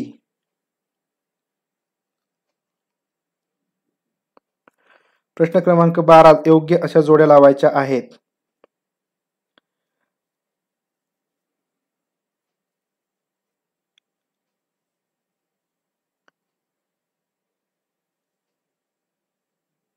वंदना पांडे मॅम, ABCD म्हणजे 4ही पर्याय तुम्हाला बरोबर सांगायचे आहेत का? ऑप्शन आपल्याला द्यायचे आहेत A, B, C आणि D. याच्यामध्ये आपल्याला जोड्या लावलेले क्रमांक आहेत तर तो फक्त आपला ऑप्शन सांगायचा होता. तर या ठिकाणी सुद्धा बऱ्याच जणांना चुकतंय. या ठिकाणी लक्षात घ्या, याच्यामध्ये पर्याय क्रमांक ए तर याच्यामध्ये या जोड्या आपला आहे तशाच सांगता येतात. शक्तिवादी उपपत्ती, अनुशीलनाने मानसिक शक्तींना वळण लावणं ही जोडी योग्य आहे. समान घटक उपपत्ती, आधीची आणि नंतरची अध्ययन परिस्थिती समान घटक उपपत्ती, सामान्यीकरण उपपत्ती, अध्ययन परिस्थिती विश्लेषण करून तत्व समजणं, सहेतुक आणि देहनिष्ठ उपपत्ती, तत्वांच्या बाबतीत देहनिष्ठता असले. तर अशा प्रकारे या ठिकाणी ज्या काही जोड्या आहेत त्या आहे तशा होत्या. या ठिकाणी कोणत्या प्रकारचा बदल केलेला नव्हता तरी सुद्धा बऱ्याच जणांचं या ठिकाणी चुकलेलं आहे. बऱ्याच जणांच्या या ठिकाणी पद चुकलेला आहे, लक्षात घ्यायचं आहे पहा. सहेतुक आणि देहनिष्ठ उपपत्तीचं या ठिकाणी देह काय असतं किंवा तत्व काय असतं की या ठिकाणी तत्वांच्या बाबतीत या ठिकाणी देहनिष्ठता असली पाहिजे. या ठिकाणी फसवा प्रश्न किंवा फसवे ऑप्शन या ठिकाणी दिले जाऊ शकतात, हे या ठिकाणी मला तुम्हाला फक्त सांगायचं होतं. ठीक आहे पा वंदना पांडे मॅम, अगदी बरोबर तुमचं सुद्धा आहे.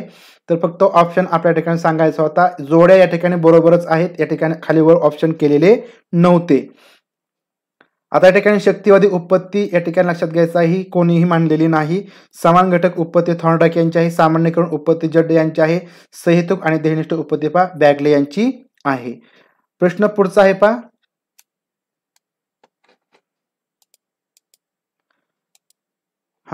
आरशात दिसणारे प्रतिबिंब पाहून आकृती गिरवण्याचं काम आधी उजव्या हाताने व नंतर डाव्या हाताने केले जाते.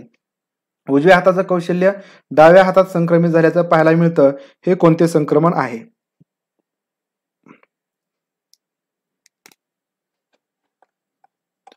प्रश्न शेवटचाच आहे या ठिकाणी.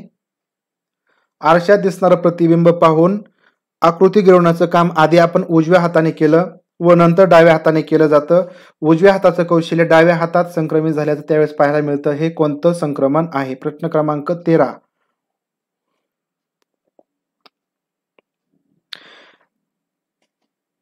तर या ठिकाणी लक्षात ठेवायचं आहे पहा, द्विविभागीय किंवा विभागीय संक्रमणाचं या ठिकाणी हे उदाहरण आहे. या ठिकाणी जर हाताचं आलं, डावा आणि उजवा हात आलं तर त्या ठिकाणी द्विविभागीय हे संक्रमण आहे. हा प्रकार सुद्धा या ठिकाणी धनसंक्रमणाचाच आहे. जर तुम्ही पहा धनसंक्रमण दिलं परंतु ऑप्शन मध्ये आपला द्विविभागीय आहे, म्हणून या ठिकाणी द्विविभागीय पहा 100% पहा करेक्ट येणार आहे. जर पहा द्विविभागीय ऑप्शन नसेल, धन, ऋण आणि शून्य आणि यापैकी नाही असे ऑप्शन असतील तर तुम्हाला पहा धनसंक्रमण हा ऑप्शन या ठिकाणी बरोबर द्यावा लागेल. या ठिकाणी लक्षात घ्यायचं आहे पहा, उजवा हात आणि डाव्या हात आपले जे शरीराचे भाग असतात, उजव्या हात आणि डाव्या हाताला जर आपण पहा मधोमध केलं तर सारखे असतात आणि त्यानुसार आपण या ठिकाणी उदाहरण किंवा आपल्याला द्विविभागीय उपपत्ती आहे ती पण सांगता येते किंवा संक्रमण सांगता येतं. तर याच्यामध्ये काय होतं, आरशामध्ये आपण प्रतिबिंब पाहतो आणि सुरुवातीला पहा उजव्या हाताने आपण गिरवण्याचं काम करतो. जर पहा डावखोरी व्यक्ती असेल तर पहा सुरुवातीला डाव्या हाताने गिरवणार आहे. लक्षात घ्यायचं आहे पहा, या ठिकाणी कोणत्या हाताने आपण लेखन करतो त्यानुसार आपण या ठिकाणी कृती करायची, हा प्रयोग करायचा आहे. जर उजव्या हाताने काम करत असणारी व्यक्ती असेल तर त्याने पहा उजव्या हाताने आधी गिरवायचं आहे आणि नंतर डाव्या हाताने या ठिकाणी गिरवायचं आहे. म्हणजे डावखोरी व्यक्तीच्या बाबतीमध्ये पहा आधी डाव्या हाताने नंतर उजव्या हाताने. तर त्यावेळेस काय होतं, उजव्या हातात जे कौशल्य आहे ते डाव्या हातात संक्रमित झाल्याचं त्या ठिकाणी पाहायला मिळतं. आपण त्या ठिकाणी डाव्या हाताने त्याच गोष्टी व्यवस्थित करू शकतो. म्हणजे या ठिकाणी त्याचं संक्रमण, हे संक्रमण कोणतं असेल तर याला आपण या ठिकाणी द्विविभागीय संक्रमण असं पहा म्हणू शकतो. या ठिकाणी लक्षात घ्यायचं आहे पहा, द्विविभागीय संक्रमण म्हणजे काय, तर आरशात दिसणारं प्रतिबिंब या ठिकाणी किंवा उजव्या हाताचं जे कौशल्य आहे, उजव्या हाताचं कौशल्य हे डाव्या हातामध्ये संक्रमित होत असेल तर त्याला द्विविभागीय संक्रमण झालं असं पहा म्हणतात येतं. किंवा याला या ठिकाणी पहा दुसरा एक नाव आहे शरीरांतर्गत या ठिकाणी शरीरांतर्गत संक्रमण. म्हणजे या ठिकाणी पण शरीरामध्ये हे संक्रमण होत आहे, म्हणजे एका हातामधून दुसऱ्या हातामध्ये, म्हणजे याला पण शरीरांतर्गत संक्रमण झालं असं पहा म्हणायचं. द्विविभागीय संक्रमण हे लक्षात घ्यायचं आहे. म्हणजे आपण संक्रमणाचे जर प्रकार विचारले तर 4 प्रकार सांगता येतात, धन संक्रमण, ऋण संक्रमण, शून्य संक्रमण आणि हे द्विविभागीय किंवा विभागीय संक्रमण. परंतु द्विविभागीय किंवा विभागीय संक्रमण हे धन संक्रमणाचा प्रकार आहे, त्याच्यामध्ये ऋण संक्रमण किंवा शून्य संक्रमण नसतं. त्याच्यामध्ये एक चांगल्याच प्रकारचं होतं, म्हणजे तुम्ही डाव्या हाताने जरी लिहिलं तरी सुद्धा तुम्हाला त्याच्यामध्ये पहा उजव्या हातामध्ये ते संक्रमण झाल्याचं पाहायला मिळेल. तर अशा प्रकारे या ठिकाणी आपण हा धन संक्रमणाचा टॉपिक आहे तो व्यवस्थित संपवलेला आहे. तुम्हाला हा टॉपिक पण समजला असेल अशी या ठिकाणी अपेक्षा आहे. 10 बरोबर 13 बरोबर गुड. ठीक आहे, या ठिकाणी आपण नंतर सुद्धा याच्यावरती काही प्रश्न काढूया. एक थोडे प्रश्न या ठिकाणी फक्त मला वेळ होता म्हणून मी हे काढलेले आहेत आणि बाकीचे प्रश्न तुम्हाला नक्कीच पहा एक चांगल्या प्रकारचे प्रश्न तुमच्या समोर पहा मी नंतरच्या किंवा आज जी काही सराव चाचणी असेल त्याच्यामध्ये तुम्हाला पाहायला मिळतील. तर या ठिकाणी पहा सर्वात महत्वाचं म्हणजे ज्या विद्यार्थ्यांना पहा आपल्या ऑनलाईन अभ्यासाची टेस्ट सिरीज पहा घ्यायची असेल, 4 व्हिडिओ डिलीट झाले आहेत ना, त्या ठिकाणी मी बघतो ठाकरे सर, मी बघतो नेमकं डिलीट झाले आहेत का, मी त्या प्लेलिस्ट मधून दुसऱ्या प्लेलिस्ट मध्ये हटवले आहेत ते बघतो मी. कारण या ठिकाणी डिलीट केलेले नाहीत, फक्त त्या ह्याच्यामधून पण दुसरीकडे घेतलेत. किंवा या ठिकाणी जर तुम्ही 4 व्हिडिओचं पण म्हणत असाल तर पाठीमागे जेव्हा परवा दिवशी आपला प्रॉब्लेम झाला होता की मध्येच माझा जो लॅपटॉप आहे तो बंद होत होता, तर त्यावेळेस जे व्हिडिओ होते तर ते मी डिलीट केले होते. तर ते व्हिडिओ तुम्हाला कदाचित तिथं दिसत असावेत. टेस्ट सिरीजसाठी मोबाईल नंबर या ठिकाणी देतो पहा सर. या ठिकाणी 89 75 98 92 12. तर पहा हा व्हॉट्सअप नंबर आहे. ज्यांना टेस्ट सिरीज घ्यायची असेल तर त्यांनी या ठिकाणी टेस्ट सिरीजसाठी संपर्क करायचा आहे.